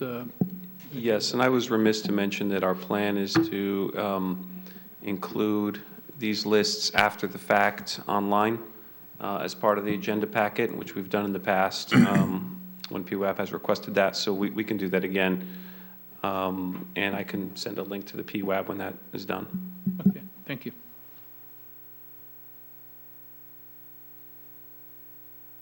Okay, other questions? Jan? Well, I guess it's a clarification question. So these have not been paid yet, right? These costs are costs that these change orders are being presented to the city, or they have the city already agreed to pay for them? The city, so the work is, that's an interesting, that's a good question. It's a good question. The design build agreement allows for the design builder to move, in the interest of keeping construction moving. When the city requests a change, we have a process for getting that change approved, and they move on, and then the work is then submitted and negotiated afterwards. So many of these changes have already occurred, and FBV. So what this does is it increases the guaranteed maximum price. The structure, the payment terms under the design build agreement are an hourly time and materials contract. So the city pays for time and materials on the construction of the plant. So if they make a change, the city will pay them on time and materials to do that change, and then afterwards come back and amend the contract to increase the guaranteed maximum price. Okay, so you want feedback, and if we say, well, I don't think we should pay for that, it doesn't make any difference because the work is already done, right? So. Well, I mean, you can advise the council not to approve a particular change, and then that's up to the council whether they want to increase the guaranteed maximum price or not. And then the other thing, Paul, the city council approved 159.84 million, and 111 million has been spent to date. So will this be paid out of that remaining amount between 159 and 111 million, or is this on top of the 159 million? It's inside. It's actually inside the 111 million. Oh, inside the 111. Correct. Okay. Okay. Correct. And if the city council declines to approve a particular change, which they could come back and I would have to ask the city attorney on whether they could go through and say, well, we don't approve that particular one because we don't agree with it, then the guaranteed maximum price doesn't go up. That just comes out of FBV's guarantee of a price for what this plant would cost. What do you mean it comes out of it? So they have a contract. Basically, you bought a car for $20,000. And we come through and we say, hey, we want to change this, this, this, and this. And then they come back and say, it's $21,000. We say, well, we're not going to pay the extra $1,000. Then what it does is it comes out of there, and we get into dispute and we win. Then we only pay $20,000 for it. Because that is the guaranteed maximum price. So who eats the other 1,000? They do. They meaning who? FBV. Okay. Greg, did you have a comment? I think it was clarified. Okay. Can I put something in there just for Jan's benefit? What happens is they have a guaranteed maximum price. If they build that plant for $147 million, they're going to get paid $147 million because that's what's been. Unit costs 111. Yeah. Yeah, well, whatever they spend, they're going to get paid for it, but they're not allowed to exceed the guaranteed maximum price. So if they're able to get the work done for less than 111 million, they don't get paid for the extra. That's correct. The city only pays what it costs. So there's also a shared savings provision in this, in the contract, which says that if Felance Black & Veatch brings the plant in, the old GMP, the current GMP is $76.7 million. They're projecting to spend just shy of 72, which is what the city will pay for the plant. And so what the shared savings provision says is if they bring it in $4 million under, the city and FPV split those savings. So if they build it for 70 of actual cost, then the city only pays 70 million, plus the 2 million in incentive payment for them coming in under budget.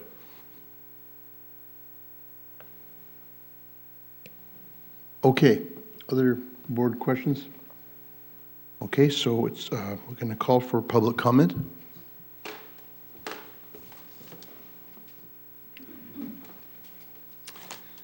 Good evening, Board. Paul Donnelly again. Hang on. I'm reading here in your staff report that says the conveyance facilities are on track to be substantially completed by October 1st, which will allow FPV to start up the WRF treatment processes, which is about 6.5 weeks from now. But as I understand it, what Paul was just saying is that it won't be until January, so I'm not really quite sure about this little hiatus there. But besides all of that, have all of the special conditions that were required in the state-issued coastal development permit been satisfied? For instance, special conditions 3, 5, and 7 are to be reviewed and approved by the executive director of the California Coastal Commission prior to the operation of the WRF. So I don't know if that's even taken place. The coastal development permit considers these requirements as enforceable components of the permit, whatever that means. And then I have to ask, have all of the other applicable state agencies given a green light to the city to start up operations? And then one last thing is that I understand what Paul was saying, that the membranes have just now been delivered, so I don't understand how for long is claiming a delay when they don't even have the membranes in yet. So they couldn't start up if they wanted to today, and therefore they're delaying themselves, is the way I see it. Thank you. Okay, other public comment? Hi, Betty Winholtz again. I want to ask about more landscaping type stuff out at the site, because there's a quote on your page 20 about upon completion all of the landscaping and major construction activities, the city will be ready to take a final photo of the site in order to satisfy some final requirements with the US EPA. I'm wondering, there's a lot of bare spots still out there, so is this date going to be the date that's in February when it's substantial completion? So I'm wondering if you can talk about that a little bit. That's the first one. The second one, still involved with the environment, is about Mr. Merck, that he had marked a lot of things as trees, and then I understand he wasn't allowed to cut them, so those trees became shrubs and they came down anyways. So I thought it was very clever when they showed the picture of the bridge that it was before all the trees were cut around it, and it looks very green and full of foliage, and right now it's quite barren if you've been paying attention. So I'm wondering, is he keeping a list of trees that he's taken down and the dates of those, and do I need to do a PRA request to find out those things? So that's number 2. 3 would be that amendment number 8, maybe you didn't talk about it. There's not a lot of detail, so I'm not sure what's being approved under that. And then the statement that if we don't approve some of the details or some of the change orders, then we may end up going to court. But would the court really cost us more than the $35 million that we've already spent in excess or have been asked to spend over the original 26 million? And 126 million, excuse me. And so maybe that's an attorney question, actually. And then it becomes more and more obvious that the term not to exceed has been such a misnomer and should never have been used in the first place, because that has been so not true with this project. So thank you. Okay, is there any other public comment? Let's ask the AV people for anyone in the queue. Thank you, Chair. We have no raised hands in the queue. Okay, does staff want to comment? Yes, thank you, Chair Rogers. There were a number of questions asked, and I'll touch on some of them, and then I'll bring up Dan Heimel to answer one of them or two of them. There is a misconception about the meaning of the words "not to exceed" and "guaranteed maximum price." They are really tied to scope. And so what happens is when we increase scope, those not to exceeds and guaranteed maximum prices change. And so sometimes those, actually all the time, that for the ones that we've approved, those scope changes have been legitimate. So to answer another question, I think it may be a misuse of public funds to pursue legal action against legitimate claims that involve new scope items that the city added. So I'm personally not aware of any change orders that are illegitimate that have been approved. On trees, that's a very timely question because there is going to be some discussion about trees tonight, and possibly an ad hoc subcommittee will be formed to look at the tree issue. This question about tree removals as part of the conveyance project has been discussed extensively in public meetings. The city put a fact sheet on our website. I believe it's still there. Trees are defined in the municipal code as being, I believe, 6 inches at breast height. So regardless of what may have been marked on site and what may have been cut down, we can only count as trees that vegetation that meets that definition. And so I'm not aware of anything else to really discuss there. There's 2 questions, one about a final photo that I don't have an answer to. Paul, I don't know if that's something you can speak to, and then I'd ask Dan Heimel to address the special conditions and our process there.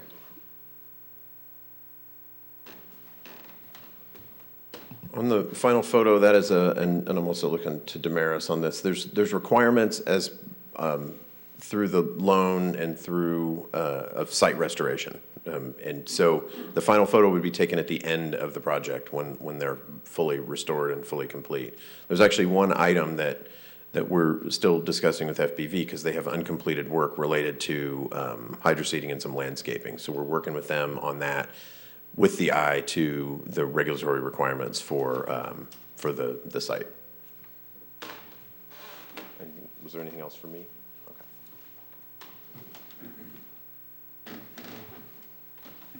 And yeah, there was another question about the requirements of certain special conditions in the coastal development permit. And yeah, actually city staff and the program team have been working closely with Coastal Commission staff to get on the same page to make sure that we all understand all those different requirements and to ensure, you know, that to bring compliance within those requirements, within the requirements of the coastal development permit. And so some have been approved, some still need to be approved, and so we're working diligently with Coastal Commission on that. One, you know, thing of note is the way the program has been developed. There actually are certain requirements of certain conditions that have been approved for the wharf and the conveyance, but still need to be developed, submitted, and approved for IPR. Because the IPR component of the project is on a longer schedule. And Coastal Commission is aware of that and actually supportive of that. They acknowledge that some of these special condition requirements are still underdeveloped and will be brought to the Coastal Commission for consideration as the IPR program and the design associated with that progresses further. Additionally, you know, in the conversations with Coastal Commission staff, you know, the big requirement, the reason that we're here talking today was to move the plant away from coastal hazards. And that is being achieved. And Coastal Commission staff is very pleased with that. The old plant will be turned off. It won't be, the new plant is not subject to tsunami, it's not subject to floodplain. So if we were to have one of those natural disasters, the city would continue to be able to provide wastewater treatment and safe disposal of that effluent to the ocean. So.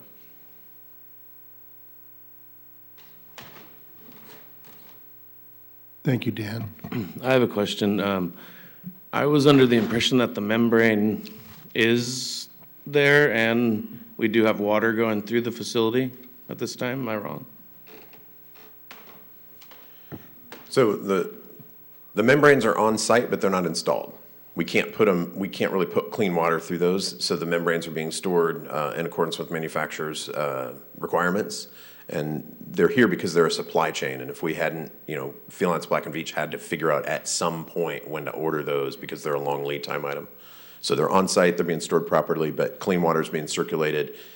Instruments that need to remain wet that really are more appropriate for treating wastewater are for treating wastewater. Those haven't been installed yet. So the plant is essentially complete with pumps and motors and all these other things to circulate clean water, but the real key pieces of equipment that treat wastewater have not been installed yet. And that's like the October 4th date, right? To Correct. have that working. Yeah, I have a very detailed schedule from FBV about day by day what they're doing, when they're going to be installing equipment, when they're going to be getting it ready. And then a thing I learned the other day is you never order sludge on a Monday. So that's why it's Tuesday, October 4th. Anvil's projecting to be completed, fully tested out by that Friday. And then Monday we'll do the final checks. Monday the 3rd we'll do the final checks. And then the 4th, the truck of sludge arrives and away we go. I have a question. Will there be additional change order costs associated with installing the various wastewater sensors, et cetera, at a later date? So where we have been, and as I think we stated in the quarterly report, is a big challenge that's in front of us is negotiating that FBV's claim that they were delayed and how long they were delayed for not receiving it when they said they needed it. And so installing the membranes is on contract, but they're claiming inefficiency around that because they have to bring people back who they've otherwise sent to go do something else because they're trying to preserve costs, right? They're trying to minimize their exposure in the cities. So the real nuance of negotiating that delay claim that they have, and they're entitled to make the claim. Under the contract, any public contract, they're entitled to make the claim. And then we go into negotiation. So there's a portion of that work that's on contract and a portion of that work that is inefficiency. And that's where we're currently in discussions. And I spend a fair amount of time dealing with that issue right now. So we're talking like MOB, demob costs. Correct. And is there any understanding about what those costs should be? They have submitted estimates to us, and we're currently in discussion on those estimates. Okay. Thank you. Okay, we don't need a motion on this, so I'd like to move on to the next item. I see it's 7:30, so we want to try to keep the meeting moving. A5 is the transit hub. Is there a presentation from the staff? Yes, thank you, Chair Rogers, and appreciate the comment. We do want to be sensitive to time and respect everyone's time. The next two items actually will be presented by City Engineer Eric Ridio, and this one is just a general update on the Transit Hub project. I believe that was something that was requested by a member of the PWAB during a previous meeting, so I'll hand it over to Eric Ridio. Thank you, Director Kwolek. There's no formal PowerPoint presentation for this item. It is an update on the project. As the board is aware, and those who aren't aware, we have a project at the City Park for a transit hub improvements. This project is grant funded, so there is no impact to the city's general fund.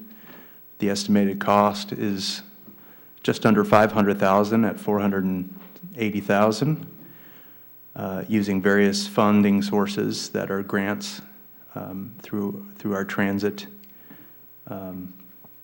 federal and state funds. The current shelter at City Park is aged from the 80s and has not been significantly updated since its initial construction. Some of the updates that will be implemented include ADA improvements on the sidewalks and some of the curb ramps, contiguous curb ramps around the park.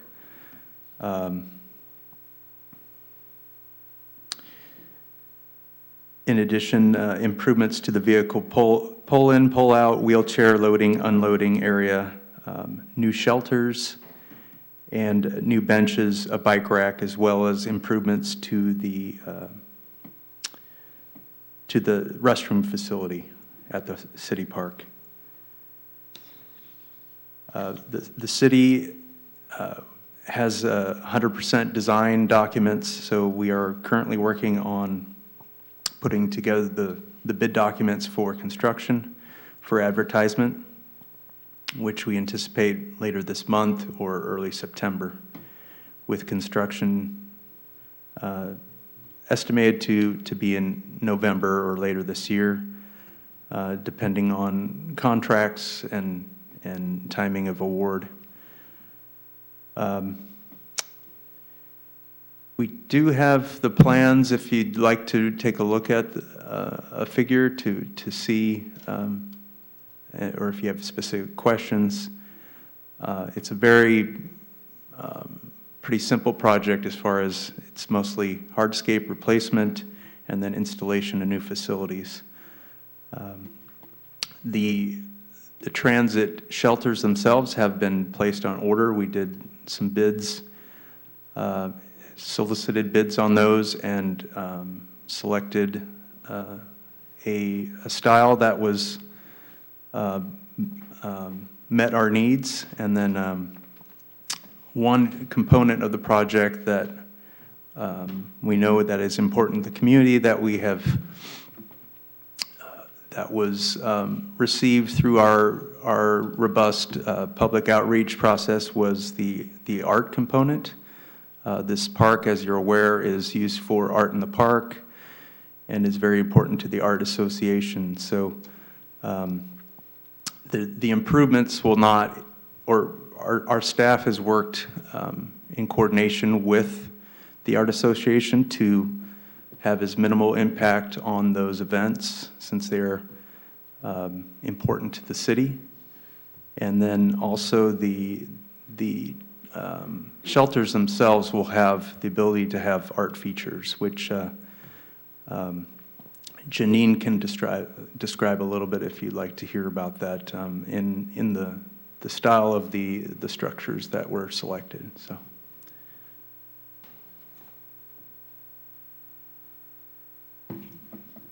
Thank you, Eric. Other questions? Yes. Are there any questions, or I can field them at this point? I had one minor question. Was the presentation, which I heard on this before, was there was a consideration of, I guess, like an electronic bulletin board to put out the schedules for buses and transit. Was that included in the contract, or is that by the wayside? That is not something that's included with the project at this time. There was some discussions with the consultant as we were going through various other component selections. And a lot of the like interactive touchscreens or electronic bulletin board type systems are very pricey. They also require additional staffing for maintenance and upkeep, and those are not resources that we currently have at this time. Given the prevalence of cell phones and some other options, such as apps that have been created, like the ones you see for Slow Transit or for the Regional Transit Authority, that an individual can use on their phone that would have that real-time location information that they could check the schedule, see at their location, at their stop, how long until the vehicle would be approaching. is something that we would be looking into as a project as part of our short-range transit plan item that is looking at automated vehicle locators for each of the vehicles. So that's an additional component with that. So it's something we're looking into for a future project. Thank you. I have. Was this project selected in competition with other projects, or was the decision to refurbish this fairly unanimous? So back in, I think it was something like 2018, we got a grant from the Rural Transit Fund from SLOCOG to do an assessment of the facility's location because of the age of the current existing shelter and the fact that it's utilized not just by our local Morro Bay Transit Service, year-round deviated fixed route and trolley services, but also by the Regional Transit Authority for the interconnectivity between communities, as well as I believe the school district also had a pickup point for the elementary school there as well. So we wanted to see what kind of improvements and deficiencies there were, and then be able to have a project that we could go forward with, seek grant funding for, and make those improvements. So at the end of the study, that was taken to both this board as well as to the council, outlining the different improvements. Those improvements, specific ones, were identified, and the council selected the location for that shelter update, and which is basically in the same location as opposed to moving it to a different spot within the park.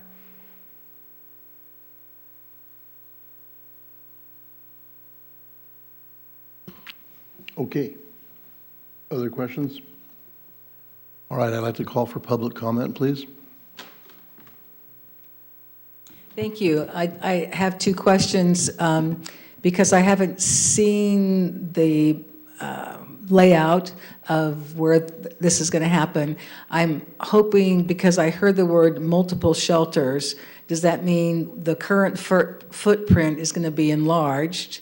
And I'm hoping that doesn't take out the basketball court. And, or is it really on the same footprint? So I don't understand the plural of shelters. And then I just want to say the station, the stop place is old, but it's been very sturdy. You know, it hasn't been awful, and it hasn't shown signs other than maybe some maintenance and a new coat of paint. So I think it's served us well.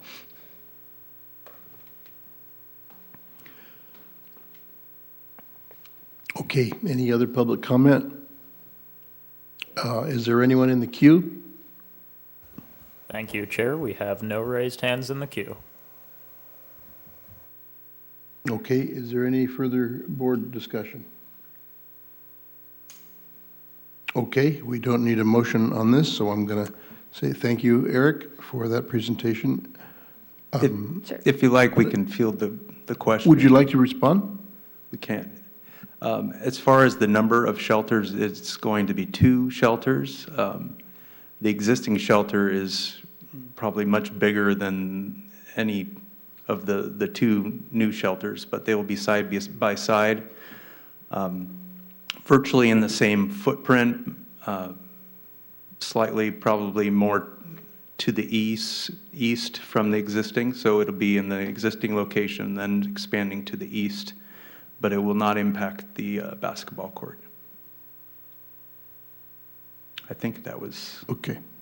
Thank you. Question. And yes, the existing shelter has served the city well. Thank you. Okay, we're going to move on then to the next item, which is the capital projects update. Is there a presentation from the staff? Thank you, Chair. Yes, this will go back to City Engineer Eric Ridio. I just want to point out, we do not plan on going over every single capital project on the list. I believe there was a list provided to the board. We're just going to respond to capital projects that have some recent updates or changes to them. Yes, thank you, Director Kwolek.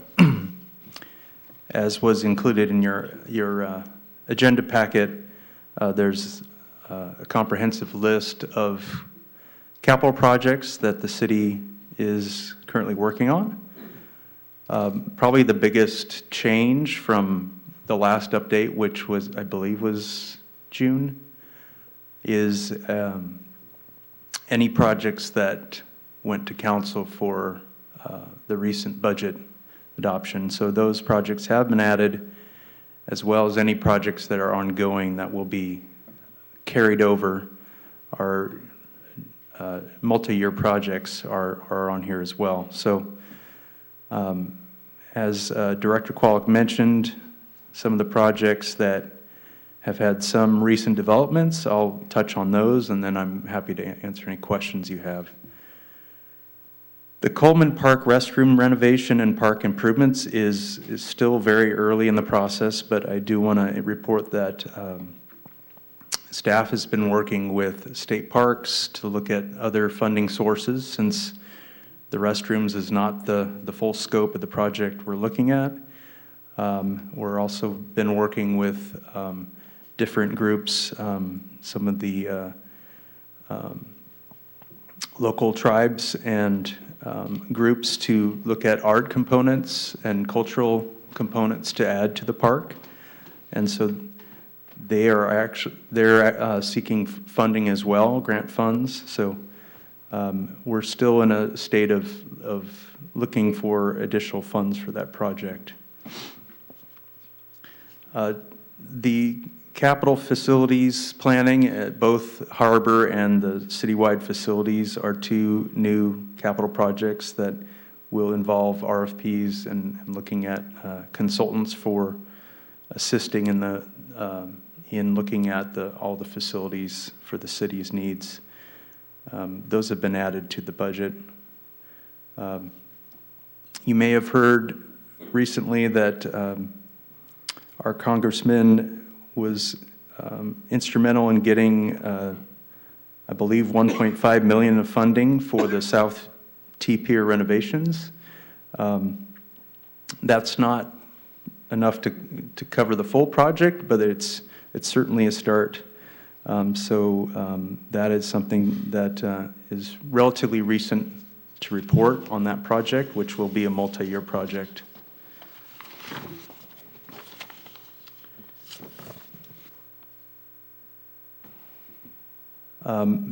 Most of you are familiar with the sewer spill incident we had at the Force Main lift station number 1 in the Cloisters. Since that was repaired, the city has started design of the permanent replacement of that line that goes underneath Highway 1. So that contract was awarded. The project is budgeted at $400,000. That's including design, construction, everything. So once design is complete, the project will be bid later this year. The annual pavement management program for fiscal year 21-22, that project is out to bid, and as I mentioned earlier in the meeting, the bid opening is scheduled for tomorrow, and it's estimated about $1.1 million. We have news on the wayfinding project, which unfortunately has been a bit of a sore subject because of delays due to materials and other circumstances, but we do have a pre-construction meeting set up for early September.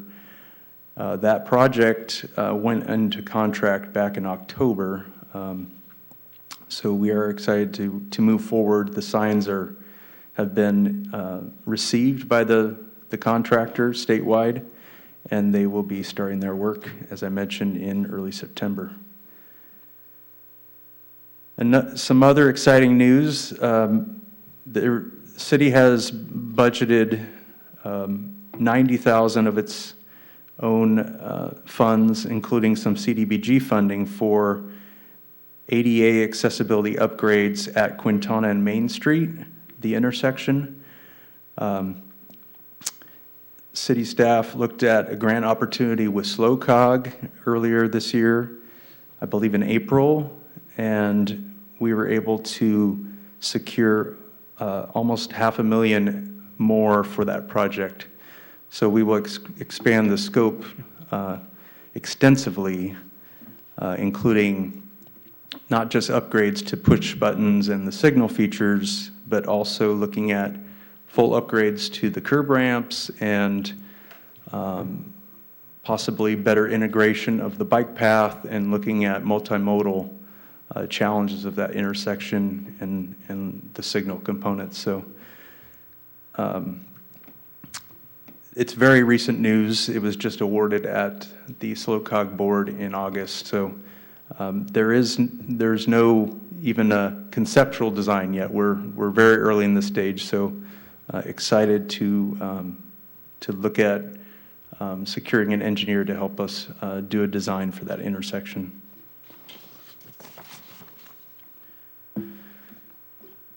Another project we're looking to advertise for bid very soon is the emergency storm drain repair at Juniper and Elena.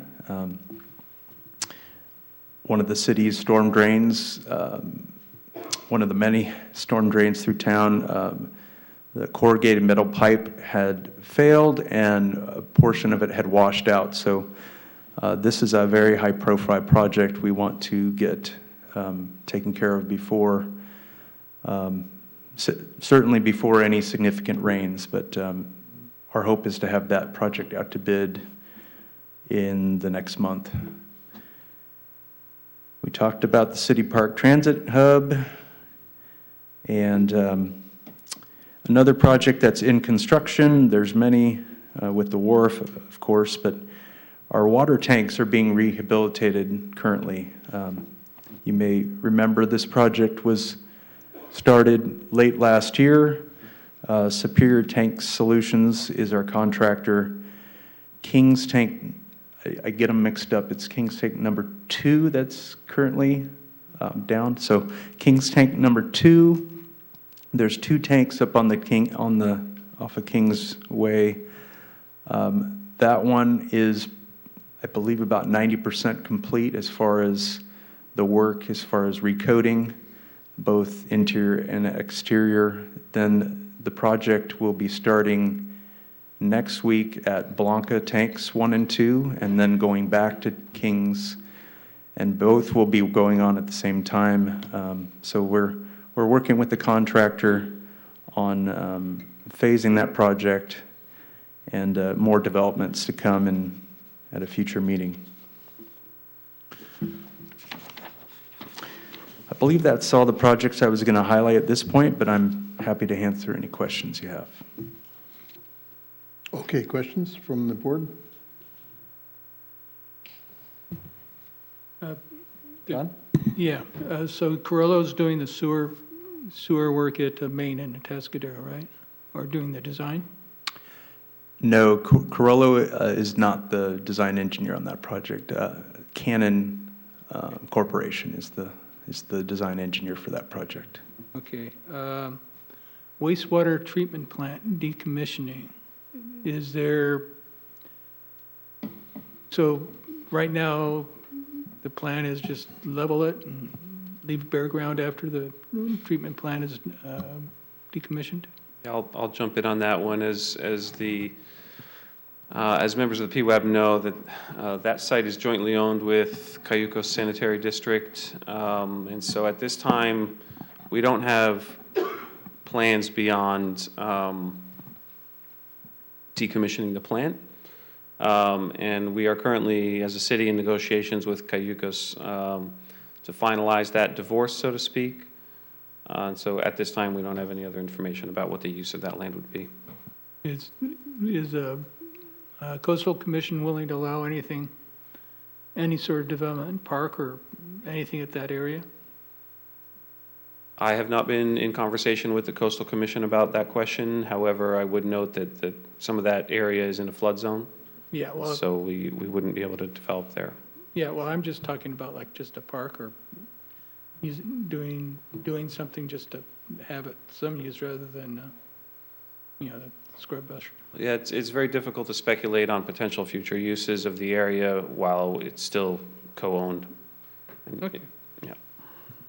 And then the other thing I had there was I sent an email to you and to the council a little bit about the damage that garbage trucks have been doing to our pavement. Was there any response during the contract negotiations, renewal, the negotiations for new, about the impact of those trucks, or are we going to deal at a later date? It's a good question, and I, first of all, thank you for your advocacy on this issue. It is something that we raised with the hauler. Essentially, if we wanted the hauler to, if the city wanted to reduce the size of the trucks that the hauler is using, we'd have to raise rates further to pay for a new fleet. So, at this time, we felt it was a cost prohibitive thing. We didn't ask them to go into detail about what that increase would be.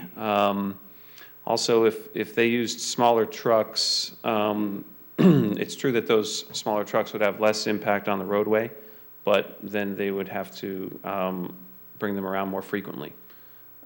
So it was unclear whether there would be any savings associated with that move.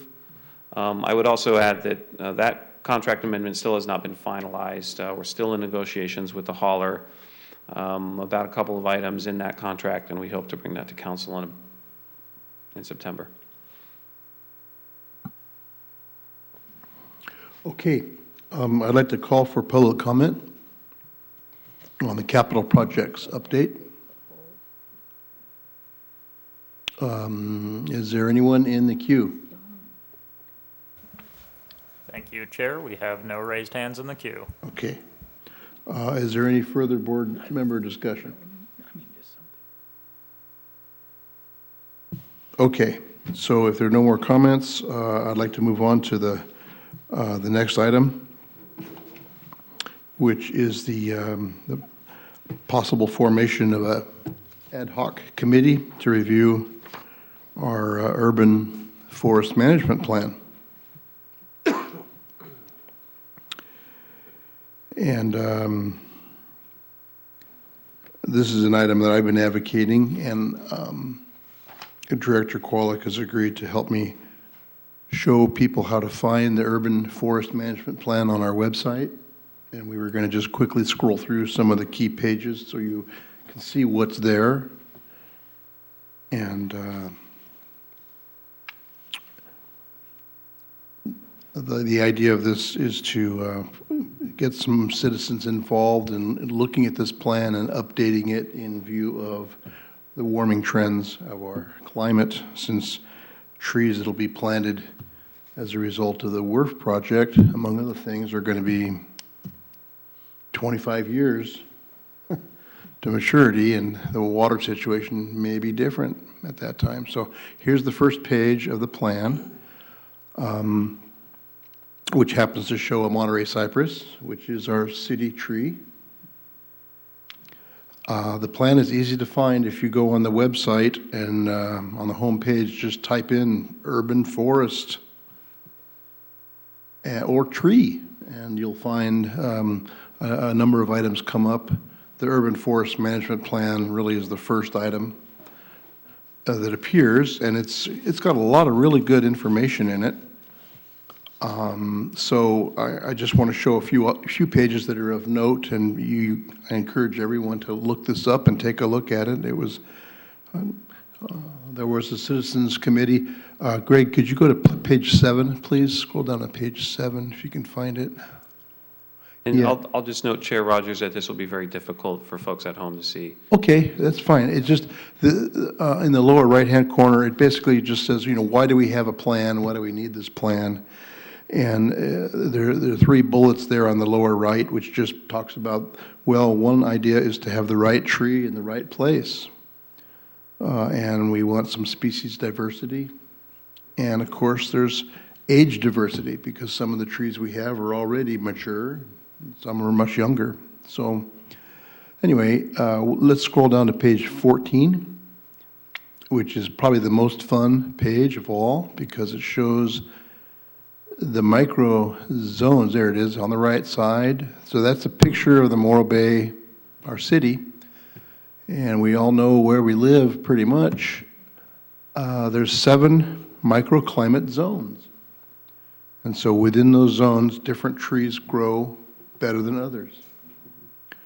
So I think that's a real fun plan. If you can't see it here, the best thing to do is just download the Urban Forest Management Plan from the website. Okay, let's scroll to the very next page, which is a list of trees by streets. These are the kinds of trees that apply or grow well in those different zones. So on the left is zone 1 and 2, in the middle are zone 3, 4, and 5, and 3 and 4, and then zone 6 and 7 is on the far right. And those are just a list of the kinds of trees that grow well in the microclimate zones in the map we just looked at. The next page is a similar list for open space trees, because there's a difference between the trees that are in the sidewalk that we know about and also in open spaces like the parks. Okay, page 17 is the next page, and there's a picture there on the right. I didn't know this. All our trees actually have a little ID tag, either in the sidewalk or somehow on the tree trunk, and they're actually part of an inventory. So I think that was interesting to me. I've seen those tags, but I didn't know what they were. Okay, and the last page is page 20, just a couple more pages down. There, that pie chart, it shows the kind of trees we have. I think there's 672 trees in public space here in Morro Bay. So the big purple zone there is the red gum, which is the vast majority we have. The Monterey cypress, our city tree, happens to be that little orange slice over there at 7 o'clock on that pie chart. So we do have some Monterey cypress, but not as many as the eucalyptus. So anyway, that's it. I think that's all we need to look at. I just wanted the citizens and the board to see that this is really a wonderful resource. And I'd like to propose forming an ad hoc subcommittee to look at this plan and look at some of the resources that are available. Cal Poly has a very nice Urban Forest Ecosystem Institute, and they have a lot of knowledge about, of course, the red gums, among other things. So I would just like to propose that we form an ad hoc committee, and we can organize potentially meeting occasionally, perhaps in the conference room at the City Hall or some other convenient location. Chair Rogers, it sounds like you're seeking a motion. Could you clarify, would the purpose of the subcommittee to, it be a one-time subcommittee, an ad hoc committee that would essentially review the urban forest management plan and provide comment for city staff? I think so. I think there was a citizens committee previously that helped write the plan, and I think it's a good idea to get citizens involved to look at it again in view of what's happening with our climate. So yes, I'd agree that it'd be I don't know how long the process will be, but I imagine we'd be working on this until sometime next year. So I guess the answer is yes. So it sounds like there's a request for a motion. I don't know if I can make a motion. You can. Okay, I'd like to make a motion to form an ad hoc subcommittee of citizens with hopefully not drawing on staff very much, but certainly welcome. And I'd like to propose the formation of a subcommittee, an ad hoc subcommittee. So I'd like someone to second that motion, if possible. We have a motion and a second. I'll do a roll call vote. Advisory Board Member Ingraffia. Yes. Advisory Board Member Goldman. Yes. Advisory Board Member Irwin. Yes. Advisory Board Member Gaffney. Yes. Advisory Board Member Nava. Yes. Advisory Board Member Beal. Yes. And Chair Rogers. I say yes. And so my suggestion is that, Chair, is that you reach some consensus about whether there are two other folks on the advisory board that would be willing to join in that subcommittee. I'd like to think so. I hope that there's some interest in that subject. I am interested in preserving and increasing the tree forest. And so Good. So there's one. Okay. I I need one more. Adam. I have a half hour on one day a week. Okay, It's available and unclaimed, so That's okay. We'll keep the meetings very brief, not like our PWAB meetings. Will they be allowed to have public members too? Yeah, oh yeah, we definitely want citizens involved in this. Yeah, so my understanding is that Chair Rogers, because we spoke about this before the meeting, that Chair Rogers would be assembling a group of interested folks. I'd also like to ask our new maintenance superintendent, Dale Simpson, who's hanging in there with us tonight, to be a part of these meetings as well, as he's responsible for the maintenance and upkeep of the city trees. Great. Okay, thank you. Oh, we did a roll call, so I guess we're going to form a committee, and Joe and Jan, I appreciate that. So let's see, I think that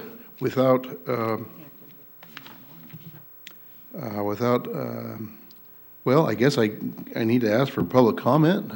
Hopefully there'll be some citizens that would like to be involved. Have an interest. Don't look, Damaris. Yes, Betty Winholtz, I'm so excited that you would do this. There actually used to be a tree committee that was outside of PWAB, probably 30 years ago.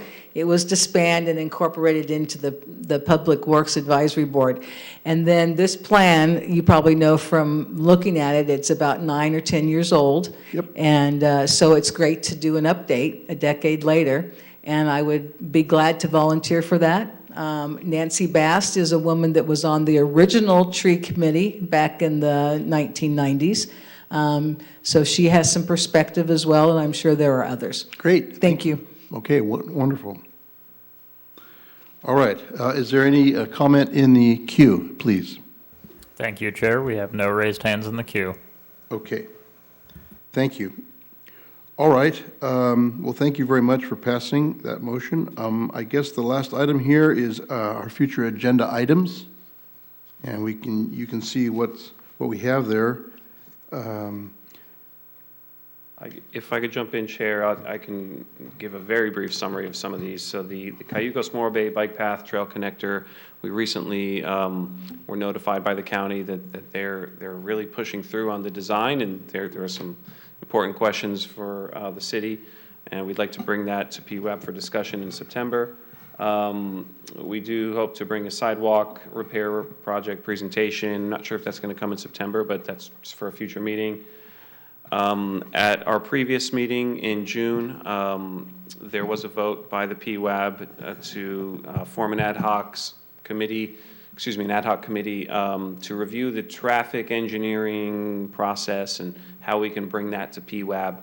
And so we do have our first meeting scheduled for Monday. I don't know that we'll be ready to come back in September, but if not September, hopefully October, to the PWAB to talk about what that new process would be. Tree replacement plan, don't have an update on that one yet. In the Public Benefits Planning Commission subcommittee reports, perhaps Joe can speak very briefly to that, but that is something that we'd like to bring to the PWAB in September after staff has had a chance to review it. Oh, sure. Yeah, I'm on that ad hoc committee of the Planning Commission dealing with additional significant community benefits, which typically get involved when an applicant for some sort of development is seeking an exception, or in the case of plan developments. And it's really the hope that the report would one, develop some consistency in the approach to what are suitable community benefits that the developer has to provide. Give some notice to the developer so that he's not sort of operating blindly and there's a better chance of something appropriate being selected. Also giving the community and the other advisory boards some chance to provide some input as to what would be appropriate community benefits based on the scale of the project and the nature of the project and a nexus between the project and proposed benefits and that sort of thing. Thank you, Advisory Board Member Ingrafia. So I think how we'll handle it is we will provide that draft report to the PWAB, and we'll also be providing it to the public if indeed it is agendized for the September report as part of the agenda packet.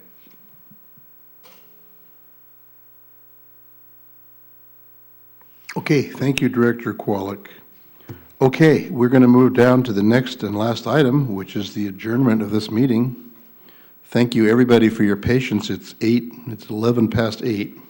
Our next meeting is going to be Wednesday, September 21st, and I wish you all a very good month, and I look forward to seeing you in September. Thank you very much for attending.